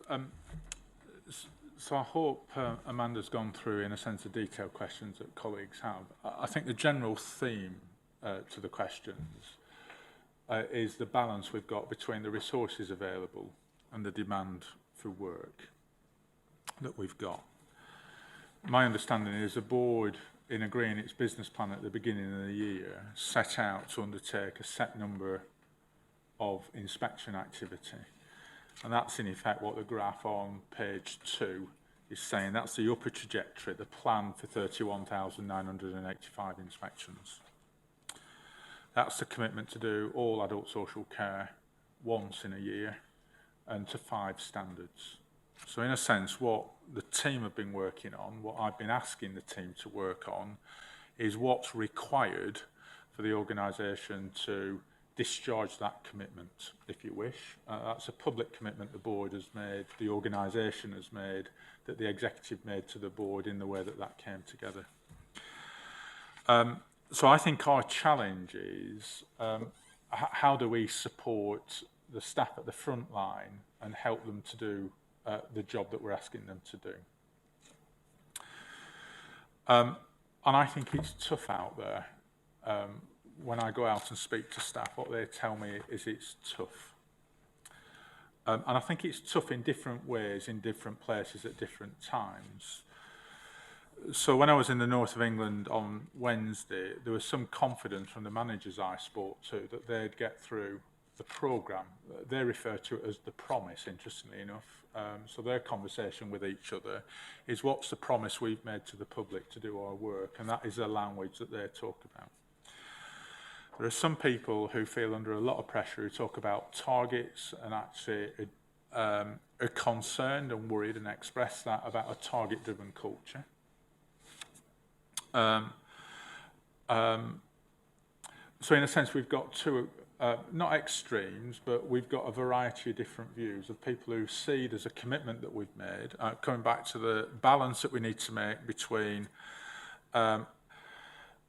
services that are not inspected and what's the degree of risk, and a commitment to see everywhere at once, I think is very difficult. Now, I've interpreted my role since being appointed and coming into the organisation to deliver the business plan for the year, to actually set about to work to support staff at the front end, to actually deliver that business plan. The language I've been trying to use, the culture I've been trying to create, is what is it that we need to do as an organisation to discharge our commitments, what we set out to do. That's still the language I'd prefer to use rather than talking about let's hit the targets. There's something in here about, I think, staff are motivated to ensure that people receive a good quality service, and where services are not of a good quality, they're not safe, the appropriate action is taken. I think that was colleagues' questions about enforcement action. Is that holding up? Is that maintaining? I think that's behind the quality question. Are we maintaining the quality as well? So each time those challenges come in about enforcement and quality, we check, we look at that to make sure that's coming through, that we're not, in a sense, relentlessly pursuing a number and sacrificing quality. But I get emails and stories from staff that that's exactly what is happening. So what we're trying to do is arrive at a judgment where we're listening to what's being said, but also sticking to the commitment that we've made to carry this work forward. The department made available £10 million for meeting the costs of Healthwatch at 3 and 7 million for additional inspectors. That buys additional inspectors. I'm sorry the numbers are confusing in the report. We did spot this and I asked for why we got two different numbers in the report. They are in effect the difference between a report in September and one in October. And they're about vacancies. And because it's a dynamic change, some of the arithmetic doesn't add up, John, because we've had a number of inspectors resign and move into management posts, and therefore these, depending on what time you take your number, they're going to change. But effectively, we are making progress in recruiting to the permanent establishment that we've got of inspectors, and they're coming in. So that will ease, and we are bringing in people in the bank, and we are using overtime. So Amanda referred to the figures as of Friday. We're getting weekly figures. They're a week out of date, but weekly figures which tell us where we're up to. So we've got a pretty good idea what the run rate is. It's been pretty resistant until last week, to be absolutely frank with you. We've been paying overtime and inspections have been going up. We've brought in bank staff, inspections are going up. We're bringing in people, and the people that are in the training pipeline are now coming into place. But we will not be fully staffed to the 995 until well into the spring, probably. So that's not going to solve the issue for us. Using the bank staff will be a contribution, and using overtime will also be a contribution. We're going to hit a holiday period, which I think will have a couple of weeks out for most organisations, quite frankly, which I expect is going to show some dip again. So I think what we're trying to do in this report, Chair and colleagues, is actually show how we're pursuing discharging the commitment that we've made, the promise that we made. We are trying to balance the resource that we've got available. If there are things that we can do that make sense to supporting staff, that are removing bureaucracy or removing obstacles that get in the way, I think we should do that and not feel inhibited to do that.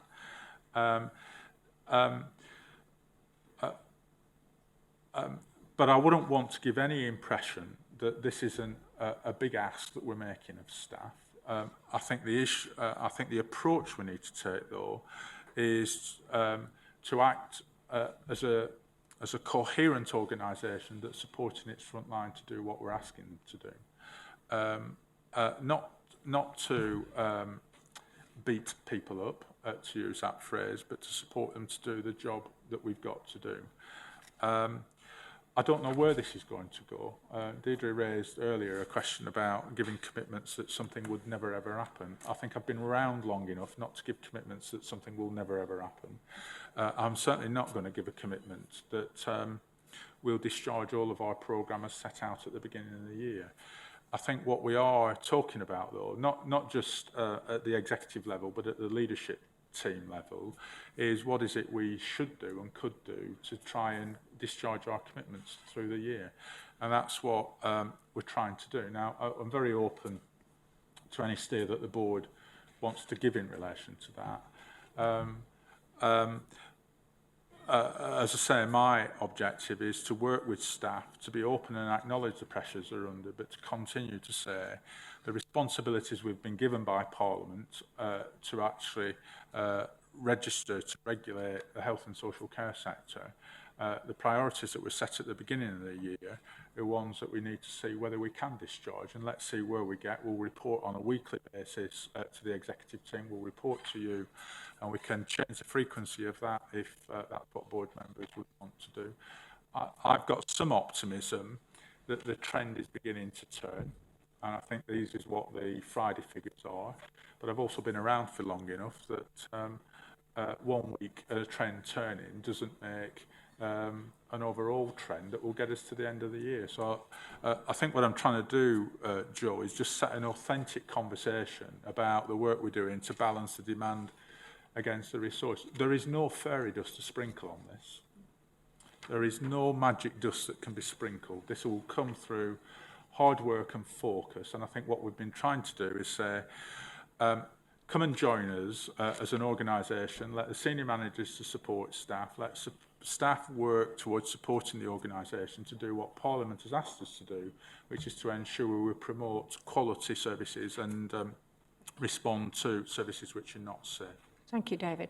Martin, you want to come in, and Anna? I'd just like to support David. I fully support the ethos that you're setting for the team and the activities that you're establishing to make sure that we deliver.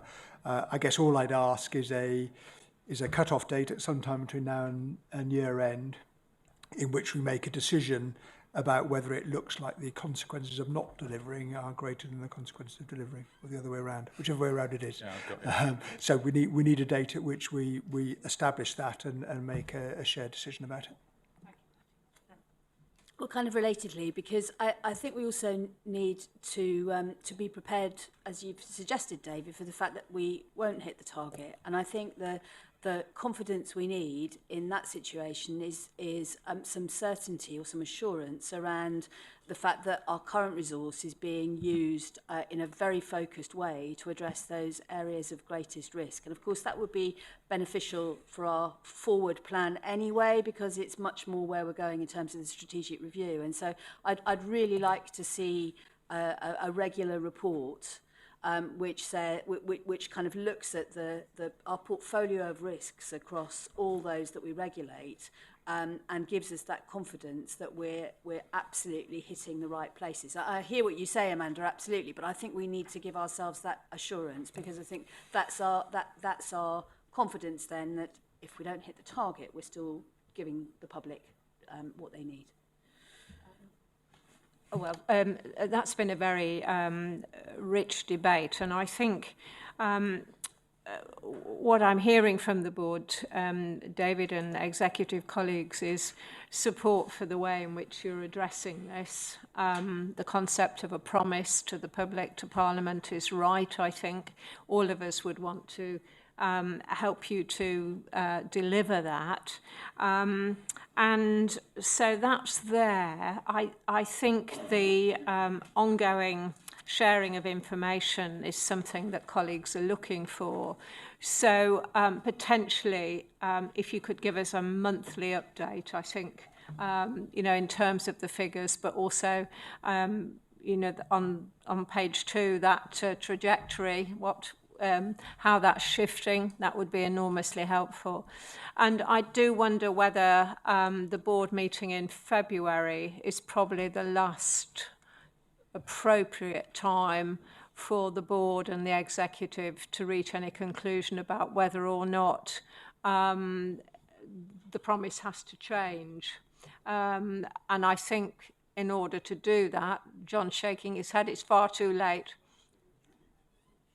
Earlier than February. Or January then, because, but on the basis, if it's possible, to really be clear about the risks that poses. I think that's the point. If there is a decision to be made that we're not going to get there by 5 or 10%, then I think the board would want to know what the level of risk is and whether there's been a risk analysis in relation to what's not going to be done, if I could put it like that, so that we could all be confident that the least risky places were not being inspected.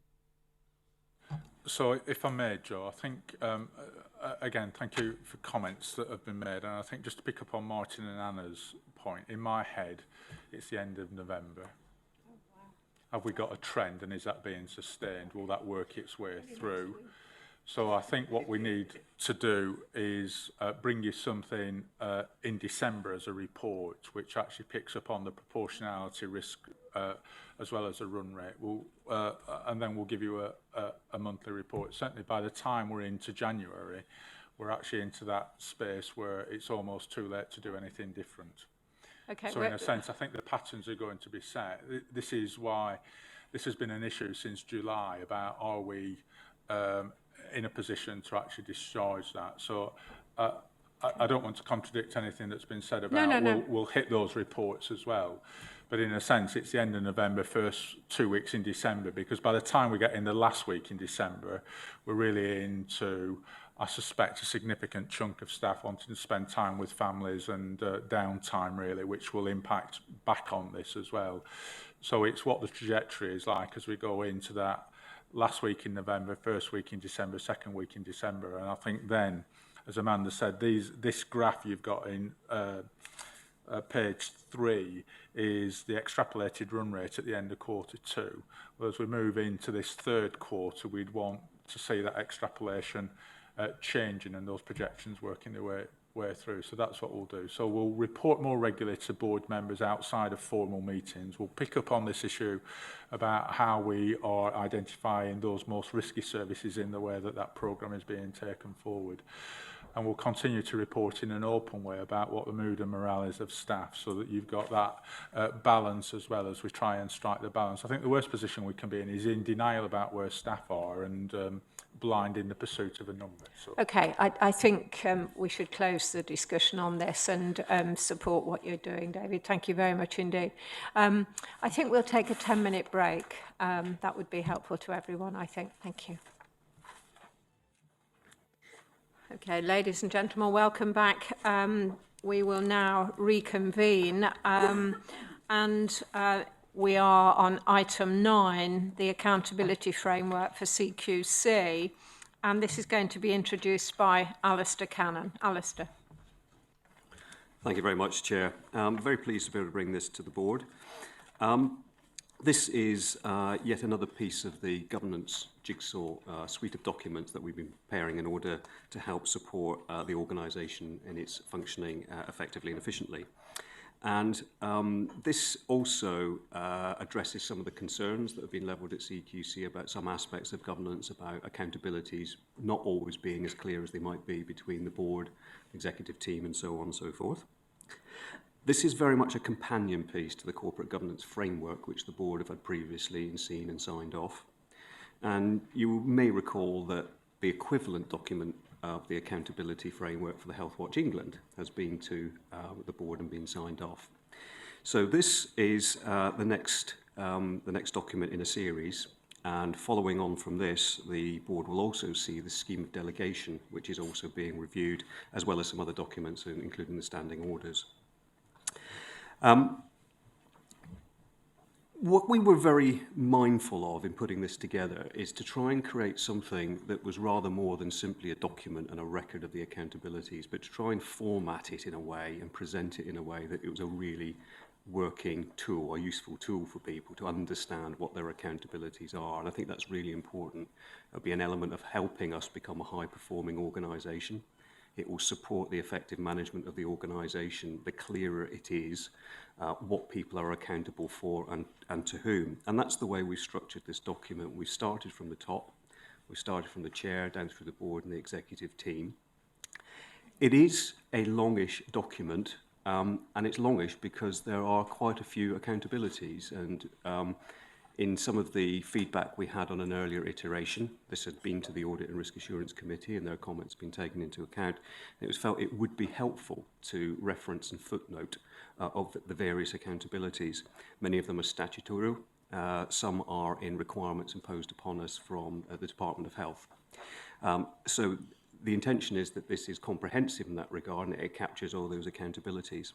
And it lays them out in this way across, if you look at Annex A, you can actually see the accountability framework that you've been invited to approve and sign off. And we've broken it down so at the top in each section, it starts with the chair of the CQC and it says to whom that post is held accountable, for what, and how are they held to account.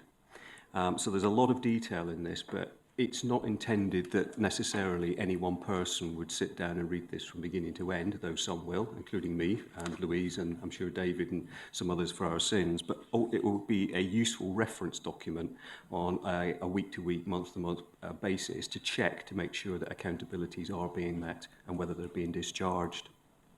So I hope you find that the format is helpful. We have wrestled, and I should pay tribute here to Sue Martin, who works with me, works for me on this, and has done a sterling job of work, I think, to pull all the detail together. Sue sat in the audience taking note of our proceedings here.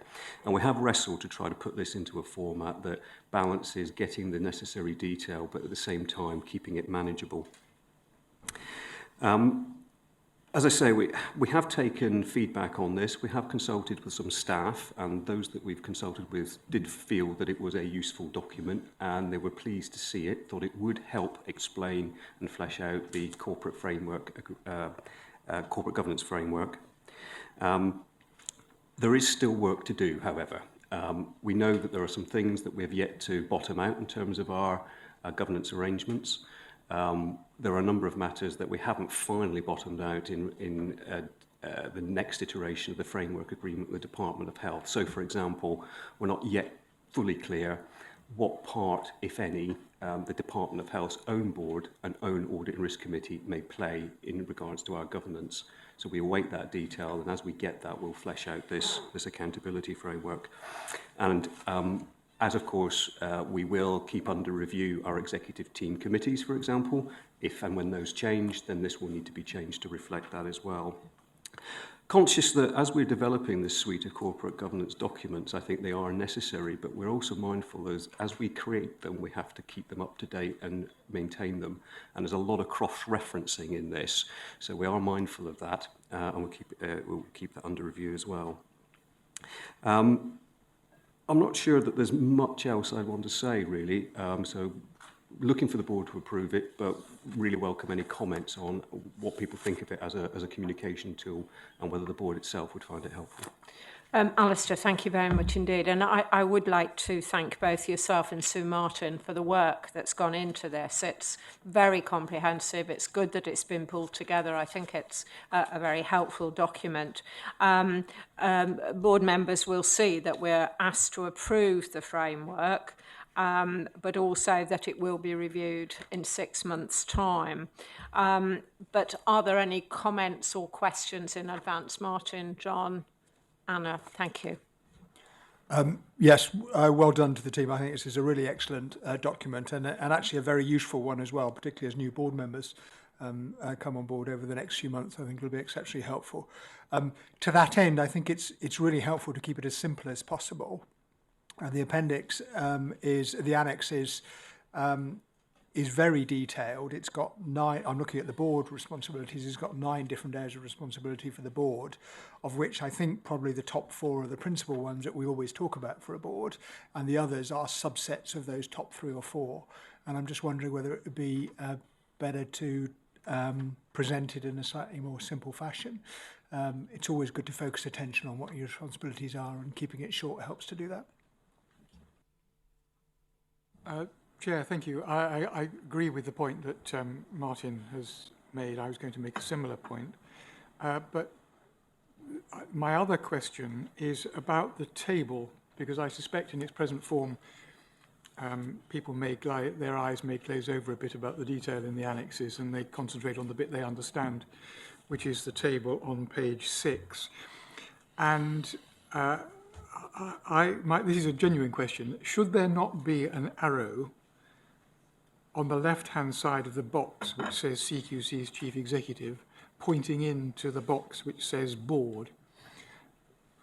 Because notwithstanding the onerous accountabilities that our Chief Executive has to the Department of Health Permanent Secretary and to Parliament, he also has an accountability to us, which I think is encapsulated elsewhere in the detail, but we wouldn't want any misunderstanding to occur. And I also wonder whether that was the most serious point, by the way. I just wonder whether the CQC chair is not having a level of personal accountability which may not be legally there. There is a difference between the Secretary of State, who is a legal statutory person and has powers invested in that person by Parliament, and the CQC chair, which I don't think has powers invested by Parliament. I think it is Parliament has conveyed the powers to the CQC board as a collegiate entity.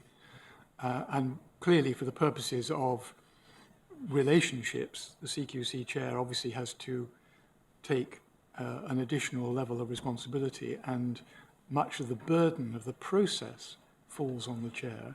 But actually, I don't think they have a separate legal status. But I'm happy to be corrected if that is the case.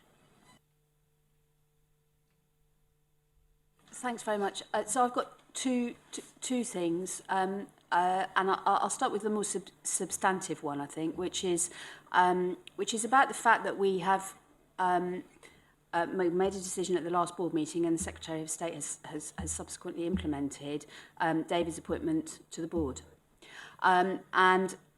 So reading with that in my head, I'm not sure we've worked it through in relation to the executive, because it's really important that that David, as a board member, is able to sit with us as a board and listen to the discussion and take a view with us as a board, which may not be the view that came to us from the executive.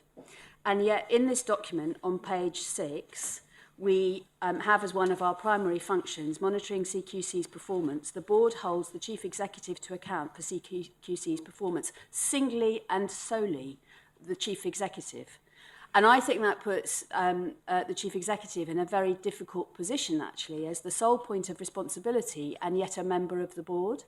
And I think actually the logic of having the chief executive at the board and freeing him up to be a true board member is that actually we have to look at the responsibilities of the executive team and the way in which the board holds the entirety of the executive team, albeit the line management is through the chief executive, but holds the entirety of the executive team to account for the work that they do, because otherwise I think the position becomes untenable. And I'm not sure I've entirely phrased that appropriately, but I do think putting David on the board means we need to think about the relationship between the board and the executive and David slightly differently. It needs finessing, and I'm not sure that we've got that quite right here.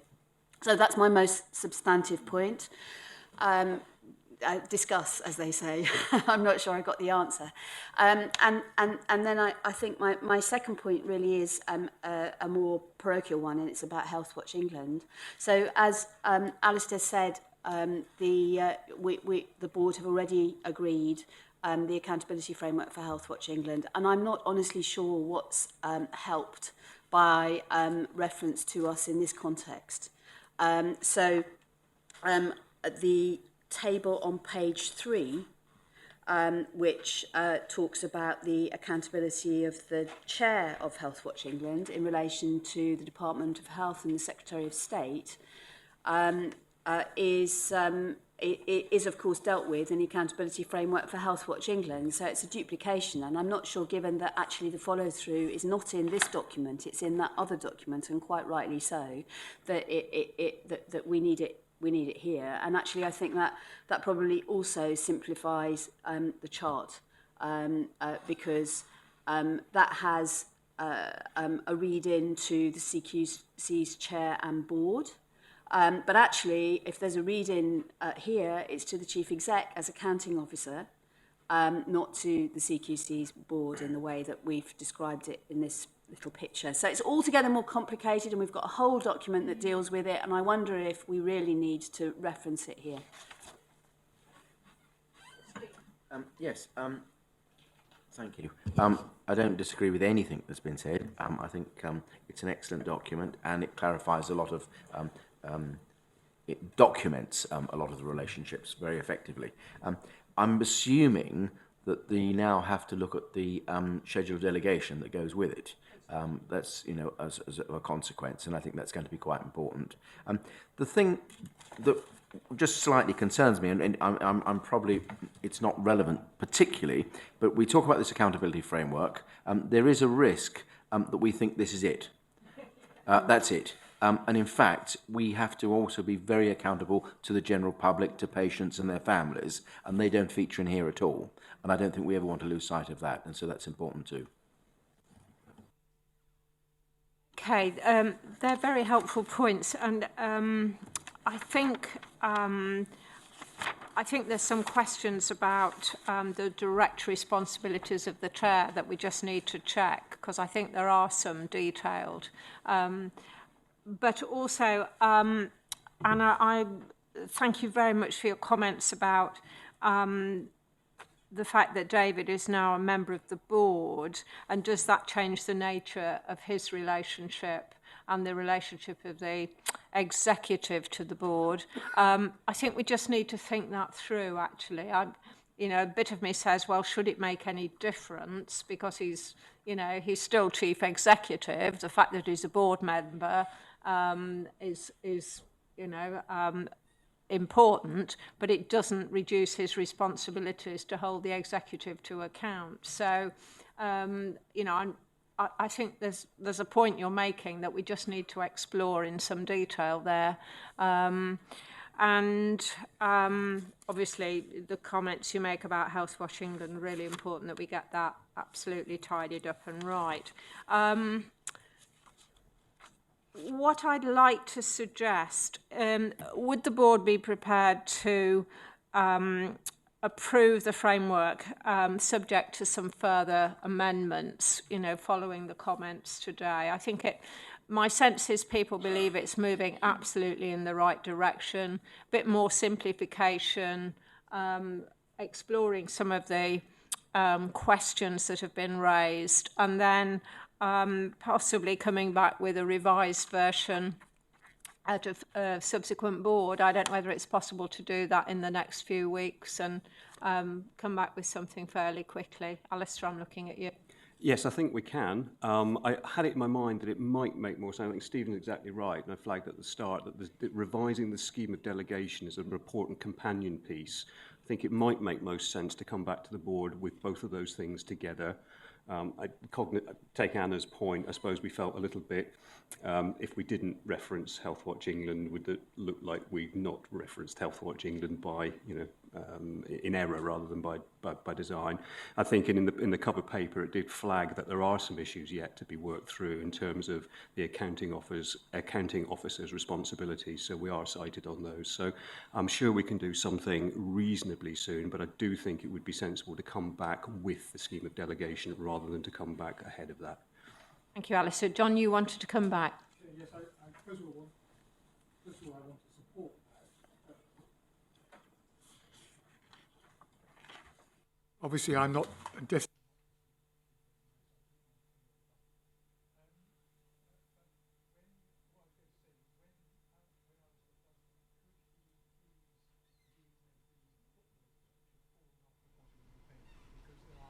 Several places where the footnotes appear in the text, but the answer doesn't appear at the bottom of the page 567, for example,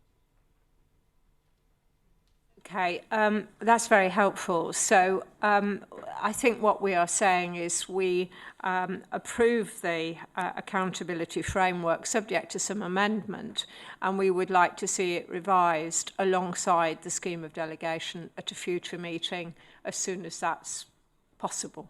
Okay, thank you very much indeed. Thank you. Could we move now on to item 10? And the title of the paper is How Board Members Should Raise Concerns. And again, as a board, we're asked to approve the statements made in this report. Again, Alistair, you might want to say a few words of introduction. Thank you, Chair. Yes, indeed. This was in direct response to a Kay's request that we look at this issue and see what we can come up with to make to flesh out the board members' code of conduct to make it absolutely clear what the options were and the preferred avenues for raising concerns.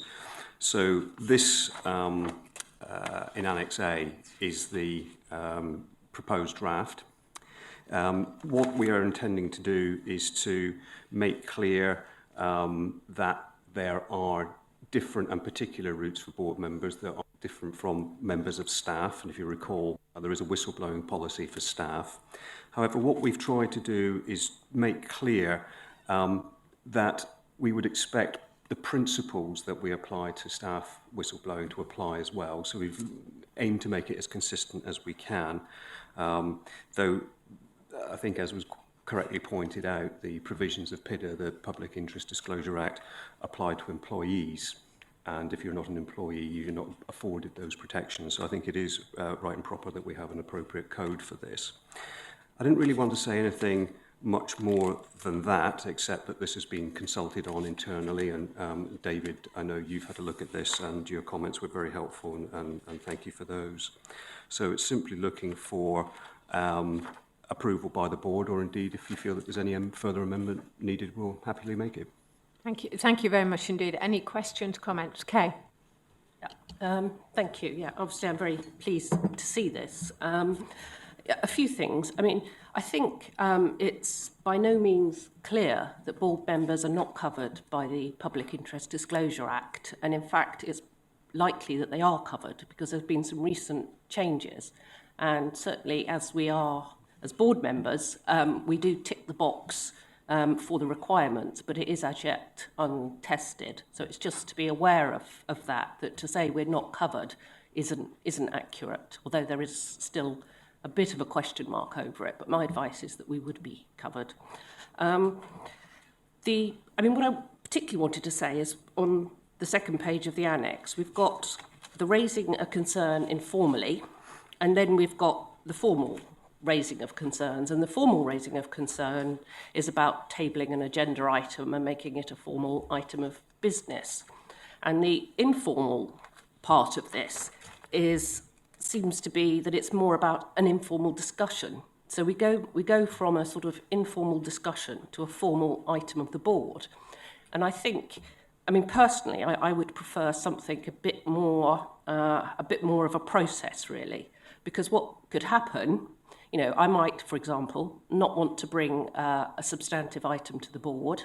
It might not be relevant. I mean, in particular, for example, if I was unhappy with something about, say, my treatment, for example, or a grievance, that sort of thing, although it doesn't have to be limited to that, what is available, according to this, would be for me to raise it informally, but I wouldn't know how that was addressed, or, it seems to be not particularly well defined.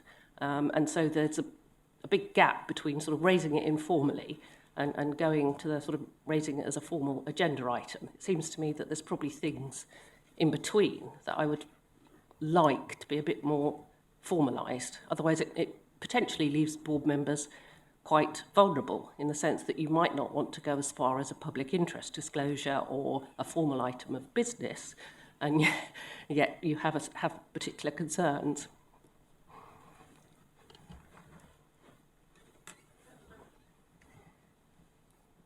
I've got the same disease. Sorry. Okay, I'll keep my finger.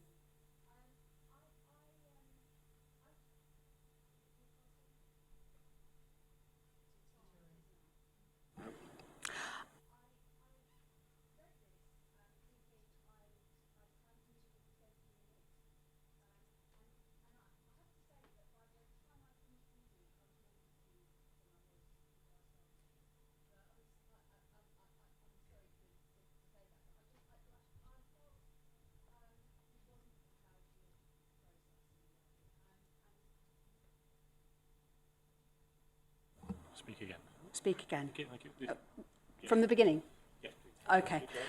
So I read this with a certain expectation that I would know what was in it. I would recognise what was in it. And I found myself at the end more bewildered than I was before I started, really. Because I think there are... I mean, for me, if I was going to say the stages of what I would expect to happen in a kind of commonsensical way, if I had an issue that I wanted to raise in any non-exec situation, so not even necessarily this one, but just more generally, I would expect to raise it with the chair, but if I didn't feel able to raise it with the senior independent director or the chief exec. And I would expect, if I wasn't content with that, that I would then anyway go to the senior independent director, if you like, as the articulator of board concerns, who might take it forward either with the chair on my behalf or with the board in informal discussion. And that would be a normal sort of process. I do recognise that beyond that, there might be an occasion on which one wanted to put something on the board record, and so you might want to go to the kind of formal motion. It really depends on the nature of what it is. That might be the appropriate next step, or it might not be. So that would be my kind of first 2 or 3 phases, which one wouldn't automatically go through. And I suppose I would recognise as a board member that actually going any further than that was to say, to do something very significant, because I would at that point be wanting to consider my own position, if you like, because I would be at the point of saying, actually, do I still want to be part of this process? Or do I feel I've got to put something on the public record regardless of whether or not I want to be part of this process going forward? So 2 considerations: do I want to leave something behind, and do I need to leave? And I would expect, given that we are appointed by the Secretary of State, that my next port of call, therefore, before I did that, would be to talk to the Secretary of State, having gone through this process. And I understand entirely what's in this document, that you can't necessarily be assured that you will get that opportunity. You might indeed be handed to the Permanent Secretary, all sorts of possibilities, but I think I would certainly want to try that route. And if I felt that there was something so substantive, even having gone down that path, that I still wanted to put it on the public record regardless of my own position, then perhaps the public interest option kicks in. But I would want to make sure that there were no surprises for anyone concerned. And partly that those earlier stages in the process give everyone that confidence, because they've had every opportunity to discuss, to consider before they get there. But anyway, I would want to make sure that there were no surprises, and I would want everyone, and actually I as a board member would also want to know, not just the chair and the chief exec, I would want everyone to know that this is what was going to happen next, because it affects all those concerned. Now those are the sort of stages or options that I would see. But I have to say, this is a bit too complicated, and it switches between the informal and the formal, and then introduces the public interest disclosure as a separate thing. But actually, I think that probably is the very last thing, because I think one would hope that such things would be taken note of by your colleagues if it was of that degree of seriousness. So I think we could make this a lot simpler for ourselves. It's almost a little flowchart, which shows the kind of options that are available to people and the expectations for it. So that would be my starter for 10.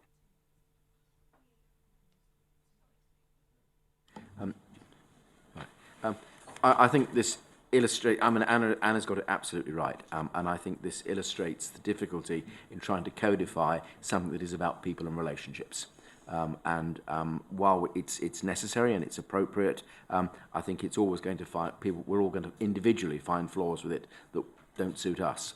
I think what is probably missing in informally and the formally is a difference between our private board meeting discussions and our public meetings, the chance to raise things in other business, whether they should be notified to the chair in advance, and all that sort of stuff, which I think we will have to work out, and each one of us will probably want to raise it in a different way. What isn't here, and probably, I don't know if it should be, we all as a board have a responsibility to the whole organisation to show that we are sustaining staff morale, the way the organisation operates, and our credibility in the public domain. And so these, any difficulties that we face as a board, individually or collectively, have to be placed in that context as well. And I don't think it's possible to reflect that in what is a sort of code of conduct item, but I think we have to bear it in mind very, very strongly. That's been a useful discussion, and I think just drawing from that, we probably are saying as a board we want some significant revisions to this document, and possibly trying to begin by teasing out what are the corporate responsibilities of board members as well as individual responsibilities, set that context as Steve has suggested. and then trying to think through how to separate out those matters that need to be raised in the public domain and those matters of concern that informally or through ongoing relationships within the board need to be addressed. So I think possibly this morning we're saying we're not quite sure this paper's there, and if it could be revised in the light of the comments, for it to come back as soon as that's possible, which I guess may well be January time. Yes, certainly do it by that time scale. It's been really helpful comments. I think what we were wrestling with, in all fairness, was to what extent that this should be process heavy and very directive versus something that was more in the form of guidance which allowed a degree of flexibility. But we've had a very clear steer today, so that's very helpful. We'll take away the point, Kay, about whether or not PIDA applies or not. The legal advice that we had that informed this paper was that it doesn't. If that remains a matter that's unclear, then we simply have to say that it's unclear or perhaps untested. So we need to sort of acknowledge that as well, but certainly we can bring that back. Okay, that's very helpful. Thank you very much indeed. Thank you, Sue. Thank you.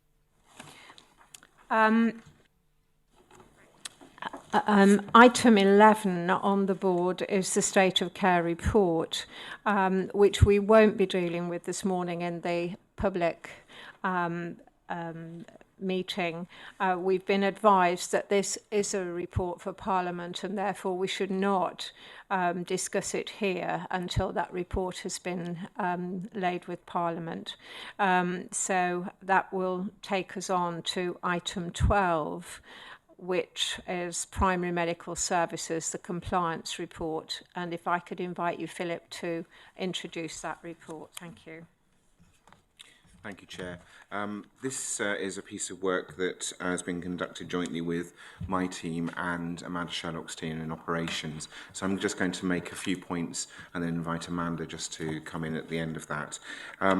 This is, as people will know, represents the pilot for primary medical services, which come into registration by the end of March next year.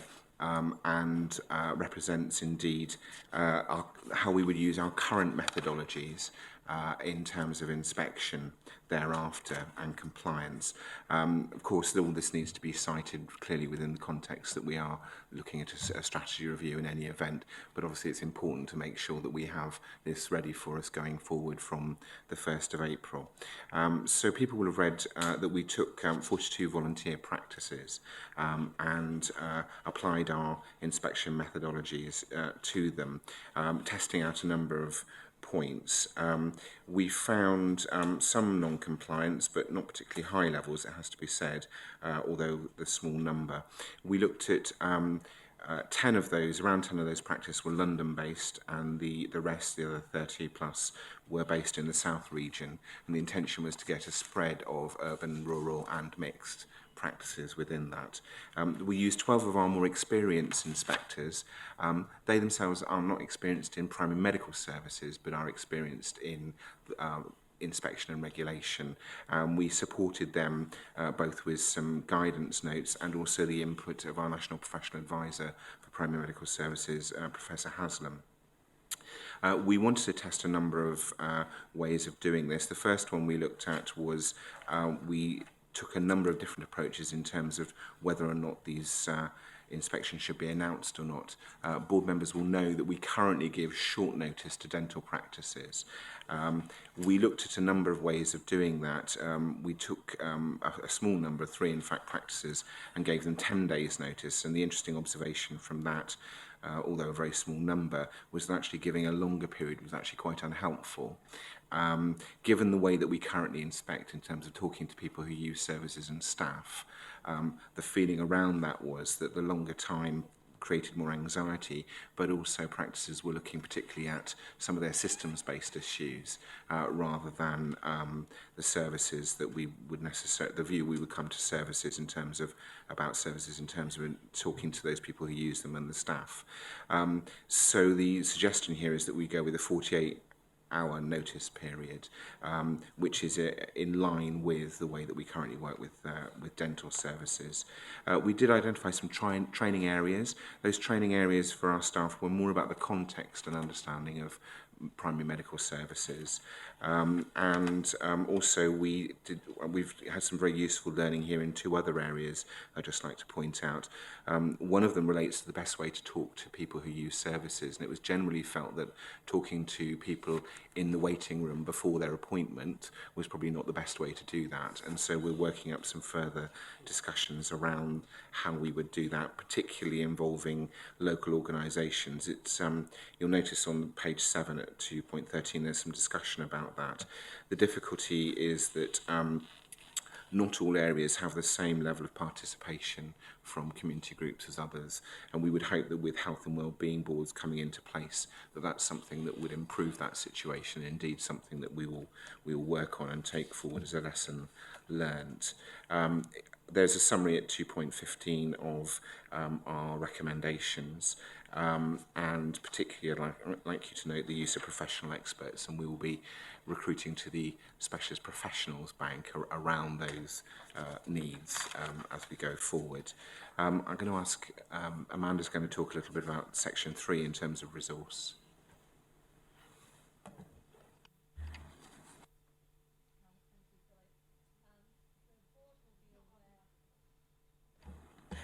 The board will be aware that we have been running a programme to deliver the registration, transitional registration for primary medical care services, and in discussion with David we have taken the decision that over the next few months we will extend the remit of that programme board to ensure that the allocation of the primary medical services and the risk management and transfer into compliance of primary medical services is overseen at a senior level across the organisation. What you have in this paper are the numbers if, again, we did compliance and scheduling of primary medical care services in exactly the same way as we have operated in this business year. So we have agreed that it will be biannual inspections. It will be approximately 8,500 legal entities that require an inspection, so a half of that number in year 1, a half in year 2.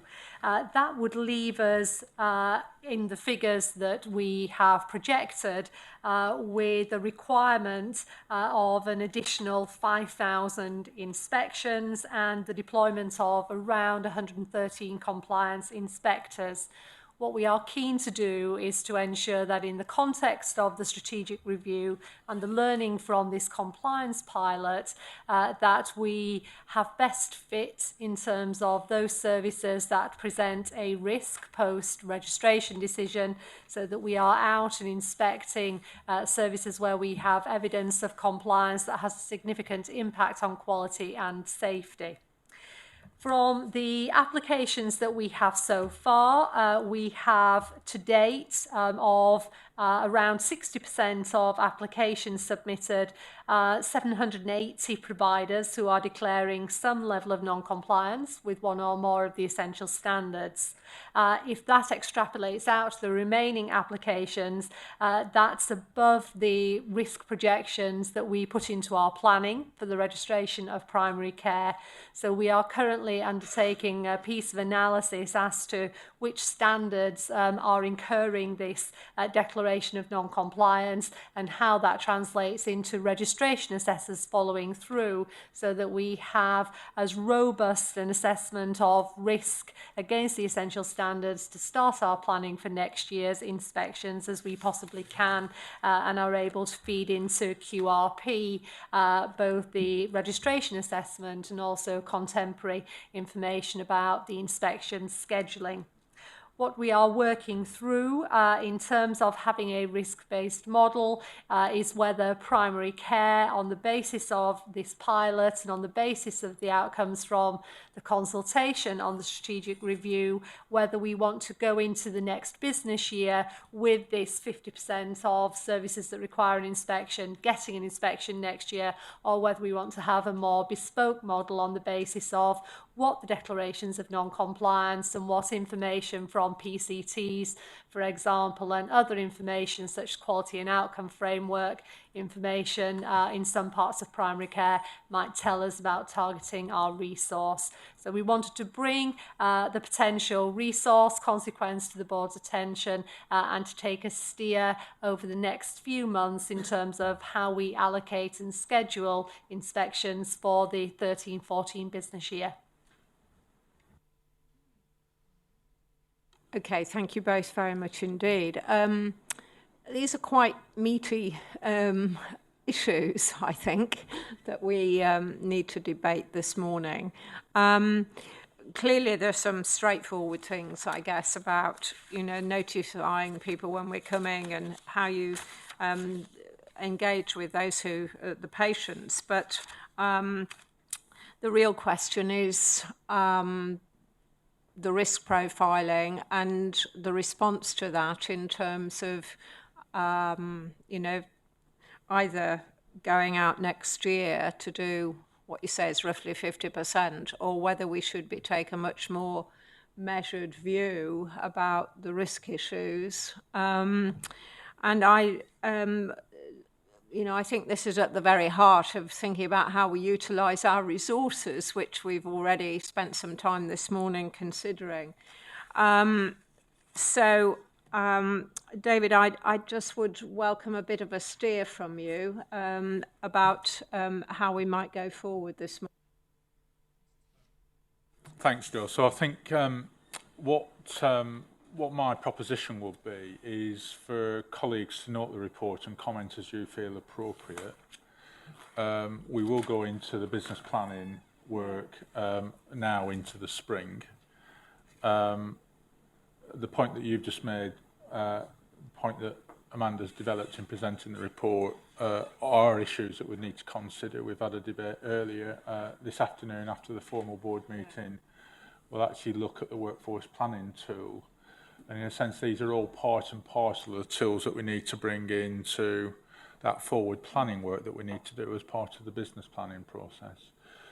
So it's not my expectation, Chair, that board members would want to make any decisions on resource assumptions for next year, rather that you note what the evidence from the pilot is, and that what the executive team will do over the next few weeks is actually do some thinking on that. We'll consult appropriately with board members and bring back to a subsequent board meeting what some of the options are.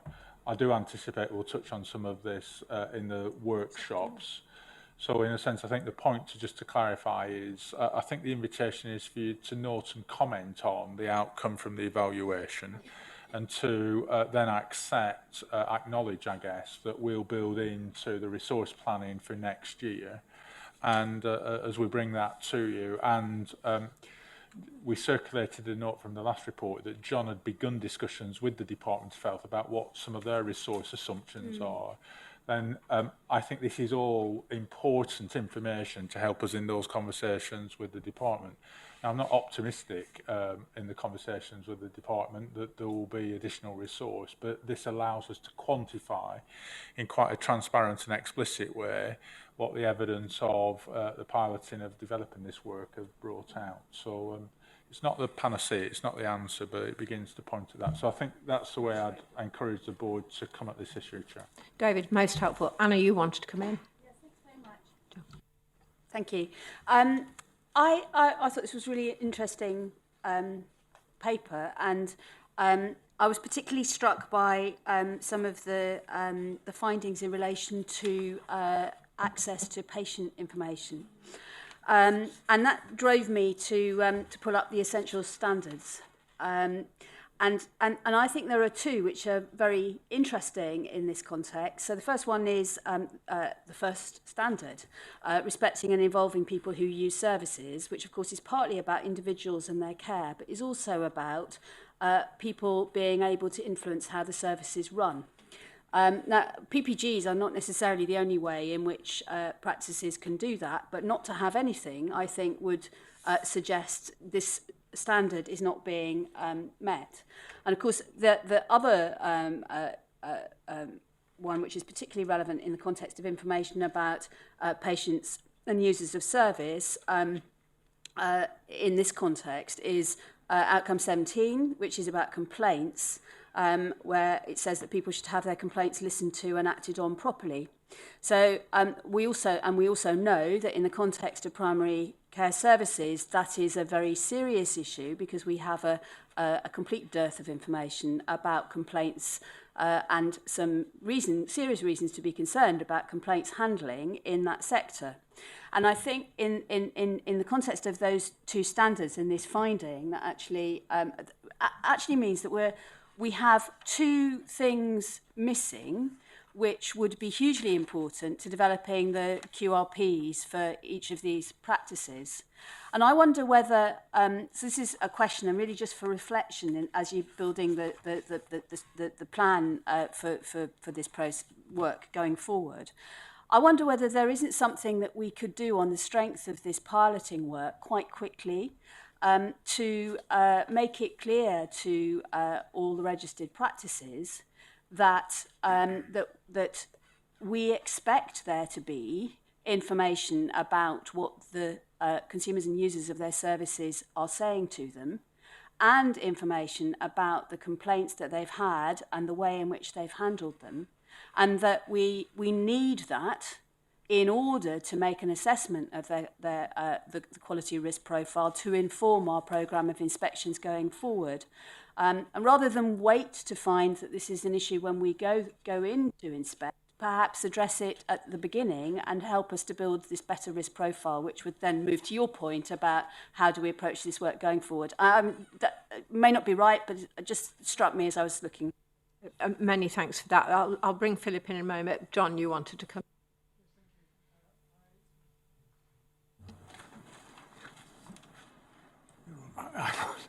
I just wanted to support the point that Anna made about the confidentiality of patient records, because that was an issue that's come up at the Stakeholder Committee, and quite considerable concern about what the rules of that process are, because as the doctors pointed out to us, GPs pointed out to us, the patient records that GPs practices will hold are intensely personal, have all sorts of information on them.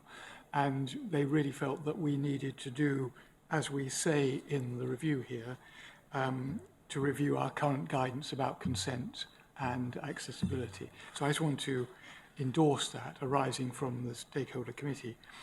My second question was that I thought the report, while very helpful and very interesting and useful and encouraging, was a bit thin about what the practices felt about the way that the methodology had been tried out on them.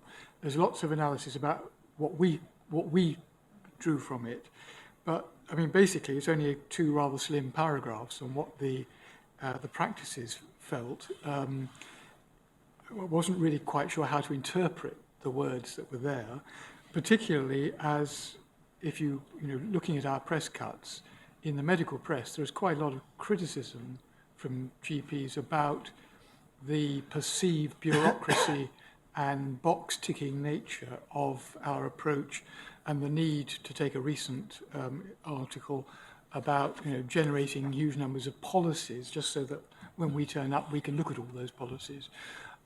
So I hope that we've got a bit more feedback from the practices, which will help to inform, not saying we should do just what they want, but would help to inform our approach. Yeah. In response to John's questions, I'm assuming that this report, which is quite light, is primarily targeted at reassuring general practices about the process. It's not a detailed report for us or for anybody else, is it? And if that's the case, I think it's a very good report, actually. I think it's exceptionally well written. If it's supposed to be a detailed analysis for us as an organisation, then clearly it's missing something. But I think it's a very good report if that's the purpose. I think it's a reflection of the really good process around Tranche 5. You know, the fact that we've had longer to think about it, longer to plan for it, longer to engage partners in it. I think this report really reflects that very well. I think it's helpful for us to think about the difference between this sector that we're registering and other sectors. I think there's much more analogies between this and the social care sector than there is between this and the acute sector. Not least that I think we can expect that the normal distribution of quality of care in general practice will be wide, much wider than it is probably in the acute sector. And I think that's an argument for us really taking a very risk-based approach to where we go. With our inspection processes over the next year or so. I think it's actually quite sensible in some ways to take this process quite gently. There's an awful lot going in across the whole of the health and social care sector, but there's a hell of a lot going on in general practice at the moment. And if we play the longer game, which is around engaging general practices with the regulation process and them seeing regulation as being a useful assurance and improvement process, then I think we're going to achieve much more in the long term than we will if we just go in there in a rather aggressive, heavy-handed fashion in the first instance. And my final point is just a very minor one. The acronym PMS has a specific connotation in general practice related to a contractual arrangement. So I think we should be careful how we use it in our communications. Yeah. I thought you were going to say premenstrual syndrome with PMS. So, it's different, that's what I thought, yeah, it just shows. I mean, I thought that the report was quite light, and there might be sort of good reason for that, which is fine. And I wanted to ask if you know, as part of our development and our strategic review, whether we are looking to have a particular approach for primary care as we go forward, done in partnership, if you like. And I was particularly thinking about this big word, integration, that everyone keeps talking about. And presumably primary care is going to have a big role there. So that will be a kind of issue for us. And I think the other thing is an issue that comes up time and time again is the interface between primary and secondary care, and how that's very difficult for patients, and it's also very inefficient, actually. It has so many sort of chances to go wrong. So. I think Anna's point is a point I was going to make about the integration. I think that's going to be quite challenging for us. I think the point I really wanted to make was that we mustn't say this is the end. I mean, you know, this sector we've got less experience of, I think, than the others. So therefore, it's really, you know, it's an important first piece of work, but we must keep this under constant review, and that's where the feedback that Martin was talking about John was talking about from the practices themselves is going to be really, really important, because the relationship between the regulator and the regulated is often critical in all these areas. Indeed. Philip, I think you might want to respond to one or two comments. Yes, if I can take those in reverse order, if that's all right. Steve, absolutely, it's not the end, and hopefully within the paper, it's maybe it's not quite as upfront as it should be, but it's actually about continual evaluation of this process. And I think those people who are around at the beginning of the work with dentists would echo that actually it's something that is a continual process. I think Kay's point on integration is absolutely right, and something that we will bear in mind. Martin, the point on PMS or GMS quite clearly has a contractual issue, and I did notice that, and we'll make sure that's amended for the future. And I think the comment about going slowly is useful. Acutely aware that revalidation comes in next year as well, so there's a great deal on the medical community, and particularly in primary care, being regulated in a way, two ways that they haven't been previously. And so I think that ties in with Steve's comment about continually working with those involved in the sector. John, in terms of, and just to say the comment, there is further analysis obviously underlies this report. John, your comment about how the inspected felt about this, generally it was quite positive, but one has to bear in mind that this is a self-selecting sample. We had to ask for volunteers because we don't yet regulate them. We couldn't necessarily go in a more randomised fashion. I think it's a really important point. Christina Cornwall, who is working on the evaluation work, has developed, and that will continue to develop alongside this, a post-inspection questionnaire for those who are inspected, so we can start to get that detail, not just for primary medical services, but across the board. Absolutely, we need to look again at the guidance on consent. It's not quite as simple as it, or quite as straightforward as it may be in other sectors, and hence why that's mentioned. And I think Anna's comment around the complaint system, the sources of information, absolutely resonate, and that's something we'll be looking at. Obviously, in the middle of the strategy review, we need to see where that goes and hear back from that.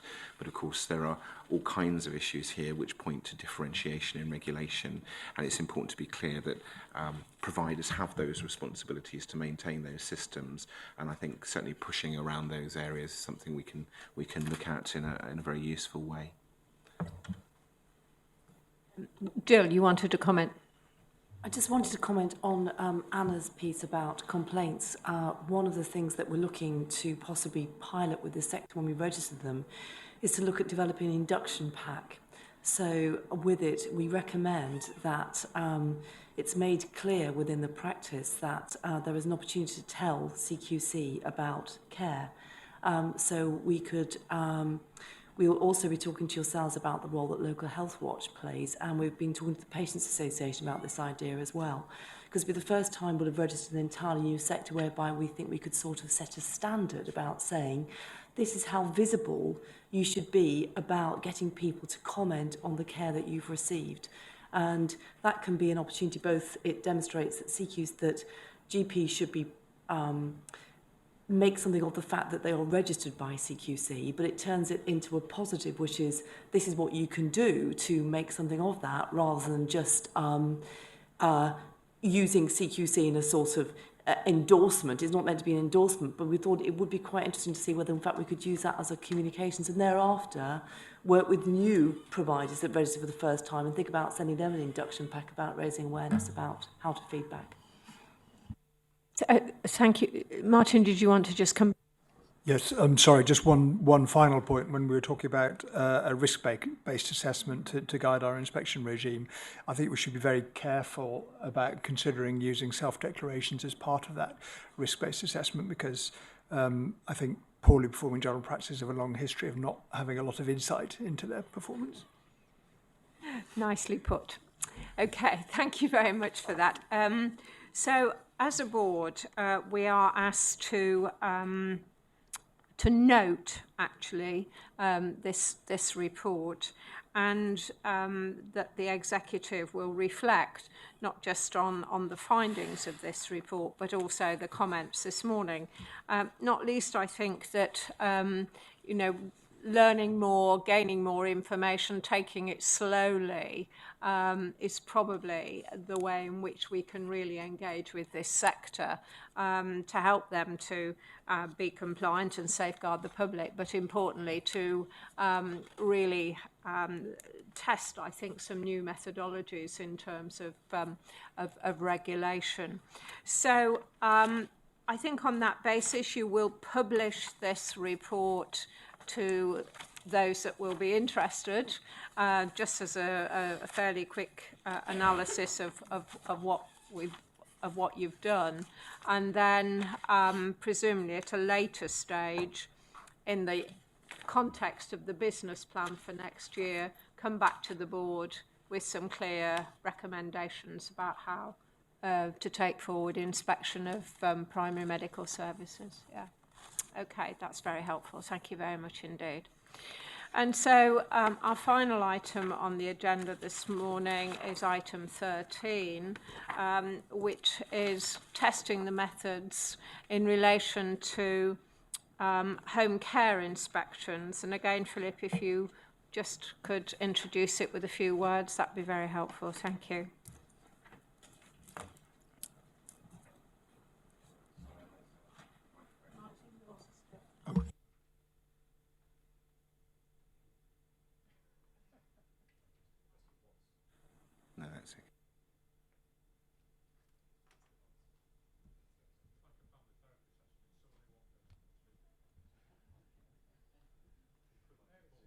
the problem is.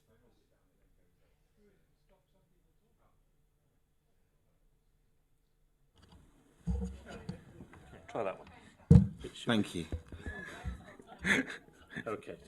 Excellent. Cooperation in the family. Wonderful. Thank you, Chair.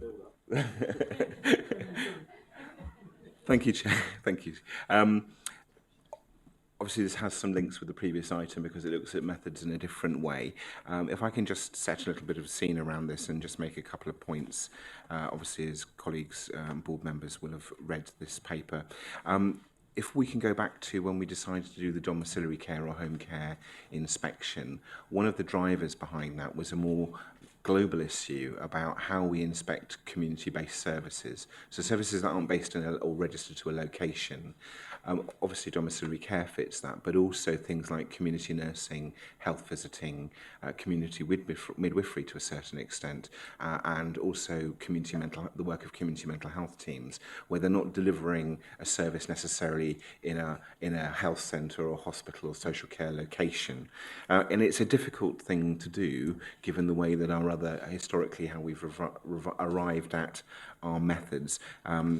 I'm sure the point is obvious, but turning up to a hospital or a care home is an easier process given the methods that we've currently used in terms of getting a better understanding of the quality of services than very intimate packages of care in people's own homes on occasions. So we thought that it was useful for us to look at specifically at what methods would or wouldn't work. And so I want to locate this piece of work very much in the context of looking at how we learn as an organisation and the opportunity to test methods more fully. Also, I think the main issue here, and I'm sure people will have seen, is actually how you access authentically the voices of people who use services in these circumstances. So those were our main drivers around this. So as you'll see, this relates to the domiciliary care and home care work that we've been working on for some time this year, which started with a smaller scale pilot back in last year. And then we built that up to another 250 domiciliary care agencies. And I'm not going to go into all the detail of that. But I think a couple of points that are particularly important, and the full domiciliary care report will come to the board at a later date with the full analysis with that. But certainly, I think one of the key points here is about, and things that we found worked well, was the use of experts by experience. And I think given the discussion around both how we regulate in the future, people will be aware we use experts by experience in certain circumstances as part of our scheduled work. But actually there was a very strong feeling that there was a very specific role here in this kind of thematic inspection for experts by experience.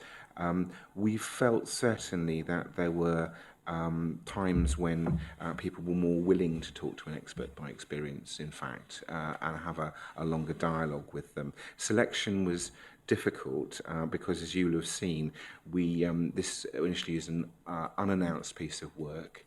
Apart from where the agency was very, very small, and we thought that there might not be somebody at the office.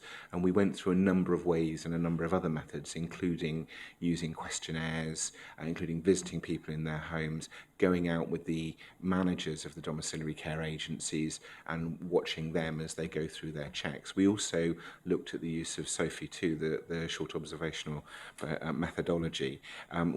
And inspectors didn't find this was a particularly useful tool in the context of seeing people in their own homes. So in terms of what we've learnt from this work, and I have to say, you'll see on the final page the people who we involved in this in terms of stakeholders and those with particular expertise. We felt that questionnaires were very helpful in these circumstances.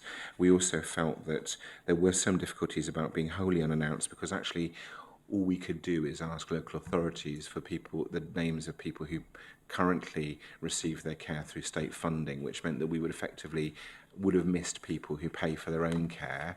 That then is quite a protracted process if we don't inform the domiciliary care agency to get those names, get them to experts by experience, and then for that to come into part of the whole inspection report. It's quite a lengthy process. The other point you'll notice from the conclusions is that to do this piece of work effectively, and we do think it's effective, is actually quite intensive. And given the challenges of the organisation at the moment, we do reference those, but felt that it was a very useful way of giving us a very rich texture of people's experience of services. So the conclusions and recommendations are there in terms of page 9. And what worked well continues there on page 12 and 13. So I think it's a useful piece of work, and it's something that I'd suggest that we continue to look at as we go forward in terms of the strategy review and what comes out of that in terms of how we regulate in the future.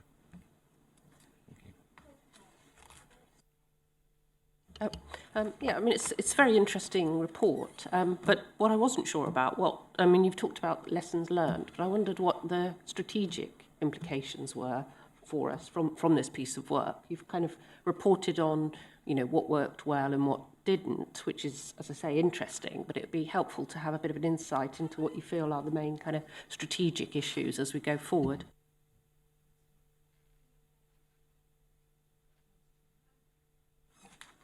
Just a question, Philip. On page 3 of the report, you refer to some work that Which did and the EHRC did, which appears to have come up with some reasonably robust findings. And I'm just wondering how they sampled and whether there's anything in their sampling which could help us. I think this is a very important area and very, very difficult to inspect.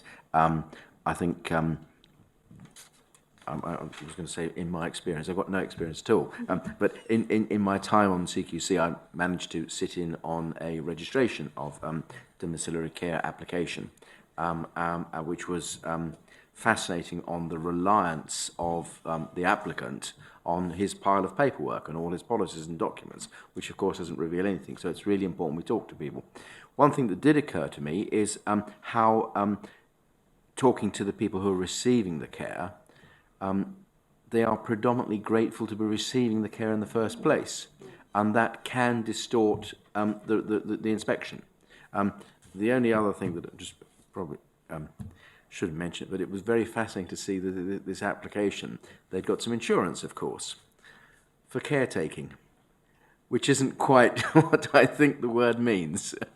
You know, caretakers and taking care, which is the wrong insurance, I think. Philip, would you like to respond? Yes, thank you. Just taking the point that Steve made in terms of people's experience, I mean, that was actually quite rightly one of the reasons we wanted to undertake this piece of work. So rather than basing it on a set of paper assurance effectively and looking at records, actually trying to drill down into people's experience, and that's absolutely right. Anna, in terms of sampling, I can get back to you on some of the detail. I know we did, Joanna Owens, who wrote the Human Rights Commission report, it was part of our steering group, and so we certainly did look at those issues, but I can come back to you with more of an answer on that if it would be helpful. In terms of Kay, your point about strategic thoughts, I think what I would say about that is, obviously I don't want to cut across the rest of the work around this work stream in terms of how we regulate in the strategy review, but certainly I think one of the points that comes through on this in terms of strategically is most loudly the role of experts by experience and how that affects the way that we inspect generally, how that fits with the rest of the skills that we employ and the other ways of managing that. I think it's worth saying that having read some of the reports and spoken to a lot of the experts who were involved in this, there were occasions where a commissioner, for example, would be, an inspector would be talking to somebody and they would say, yes, the person who came in to talk to me this morning and who gave me my care was excellent. It was really helpful. But there are equally times when experts by experience were able to talk more about that in terms of some of the other issues that people wanted to raise. So I think for me it underpins that possibly a more targeted approach to the use of experts by experience is something we should look at in more detail. Sorry.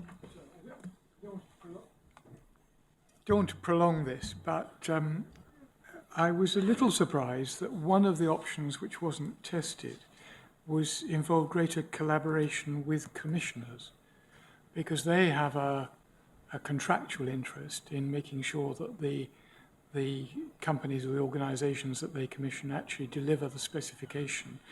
And one of the interesting factors I've found from talking to directors of social services is quite often they're very frustrated by the way in which they get criticised, social services gets criticised, not for failures, perceived failures in the system, which are not actually to do with commissioning. The contract delivers something different from what is actually being supplied by the contractor. Now, they spend some time trying to work out what's going on, and I would have thought that at least testing out a collaborative relationship with commissioners might be a way of trying to get an insight into what's going on, which is very difficult to do because of the limited amount of time, dispersed nature, the vulnerability of the people receiving care and so on. I just wondered if you thought of that and whether it's been rejected or whether it could be tried if it hasn't been. I think there were two touch points with commissioners. I don't think they're quite on all fours with the example you're talking about. Now, that's something I can take away and look at in more detail. Certainly, we did have discussions with commissioners in terms of identifying people that we needed to talk to. And the second point is that where there are issues in relation to commissioning, those will feature in the fuller report on domiciliary care. But I think your point is well made, and I think it's one that we can look at in more detail. With the caveat, of course, is that many people do receive those services through that route, but of course some people are self-funding as well, and necessarily wouldn't have involvement from the local authority, principally as a commissioner, but it's absolutely right. Okay. Philip and colleagues, thank you very much for contributions to this report. My own view is that this is probably, as if we haven't got enough challenges, one of the greatest challenges for a regulator, for the Care Quality Commission. Steve talked about people being very grateful and appreciative and reluctant to raise concerns. And what's more, of course, some of those people are in vulnerable circumstances and may not be able to articulate some of the concerns that they have, and their families may themselves be equally reluctant. So I think that, if I might suggest, it does seem to me that the whole business of methodology relating to inspecting care at home in whatever format is something that it's got to be work in progress. I would have thought we need to keep learning about this, looking at what can work and revising and review it on an ongoing basis. I just think that there isn't one simple answer to this. I did go with an inspector who was undertaking a domiciliary care inspection, and one of the things that she did, which she said to me before we got there, this is a really good service. It's well regarded. She lived in the community. She knew people who liked it. So she got a real sense of it. And so we went to the office, and she was really dogged. And the thing that she got onto was, let me see your complaints. And how have you handled your complaints? And they were very responsive, but she absolutely hit the nail on the head, because there were 2 or 3 complaints that when she got down to it actually hadn't been dealt with. And so it was just an indicator that, there was one thing that she, I don't know whether it was intuition, experience or whatever, but it really did give her an opportunity to explore some of the processes and the way in which people were receiving services. So that was just one insight, but I think, this is terribly complicated, and I think as an organisation we've got to keep coming back to it, really. But this is a good start, I guess, is what all of us feel. We've learned something already. So I think we do agree the report, or we note the report, and, you know, far be it from us to disagree with the conclusions, but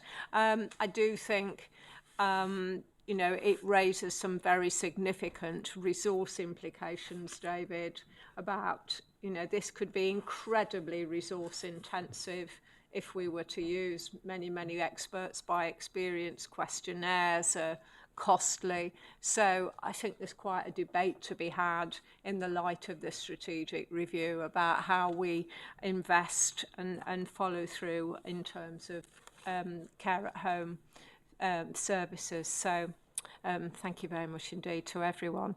Item 14 is any other business. Haven't been notified of any other business. Oh. Joe, sorry, I should have brought this up under matters arising, but it slipped my mind.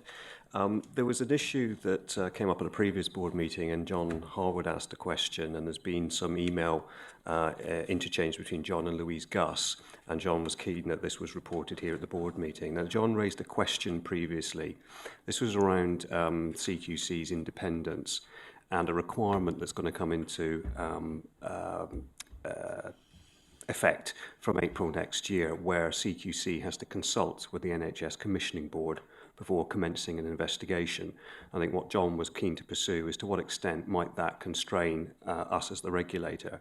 And the response that Louise has provided back is that whilst there is a requirement to consult, it doesn't constrain us. We would have to take note of anything that they said, but we could go ahead even if they objected or felt it was unwise to do so. We don't do many investigations, as we know, and there's no reason why any consultation process would have to be protracted. This could be done reasonably quickly through a phone call if needs be. So I'm just reporting that back to provide some assurance to the board that whilst there is this requirement to consult coming in, we don't believe it's going to constrain us. Hopefully that answers the question. Thank you very much indeed. Thank you. Can I just add to that, which was that there were two parts of it, what consultation meant, but also what an investigation meant. And what was particularly concerning me when we discussed this before was that in order to pursue an issue, we had to consult the NHS Commissioning Board or whoever, because we wished to investigate in the loosest sense of the word what was going on. And Louise was able to reassure me that investigation didn't mean an investigation of any sort. It meant a specific investigation as defined by the Act, which is an important additional point to the point that Alistair has made. And my then question was to her, since this had been discussed in the board, was it being reported back to the board? And now it has been. Thank you. Thank you very much indeed. Thank you. Item 15 is the forward plan, which I'd ask you to note. And, I'm sorry. On the forward plan, I couldn't see the item for our statement for involvement. And I'd just like to request that when it's appropriate for it to be timetabled in, because it's been postponed. So I'd like an idea of when it's likely to come to the board. Okay, we'll take that away and make sure it comes onto the forward plan. Thank you.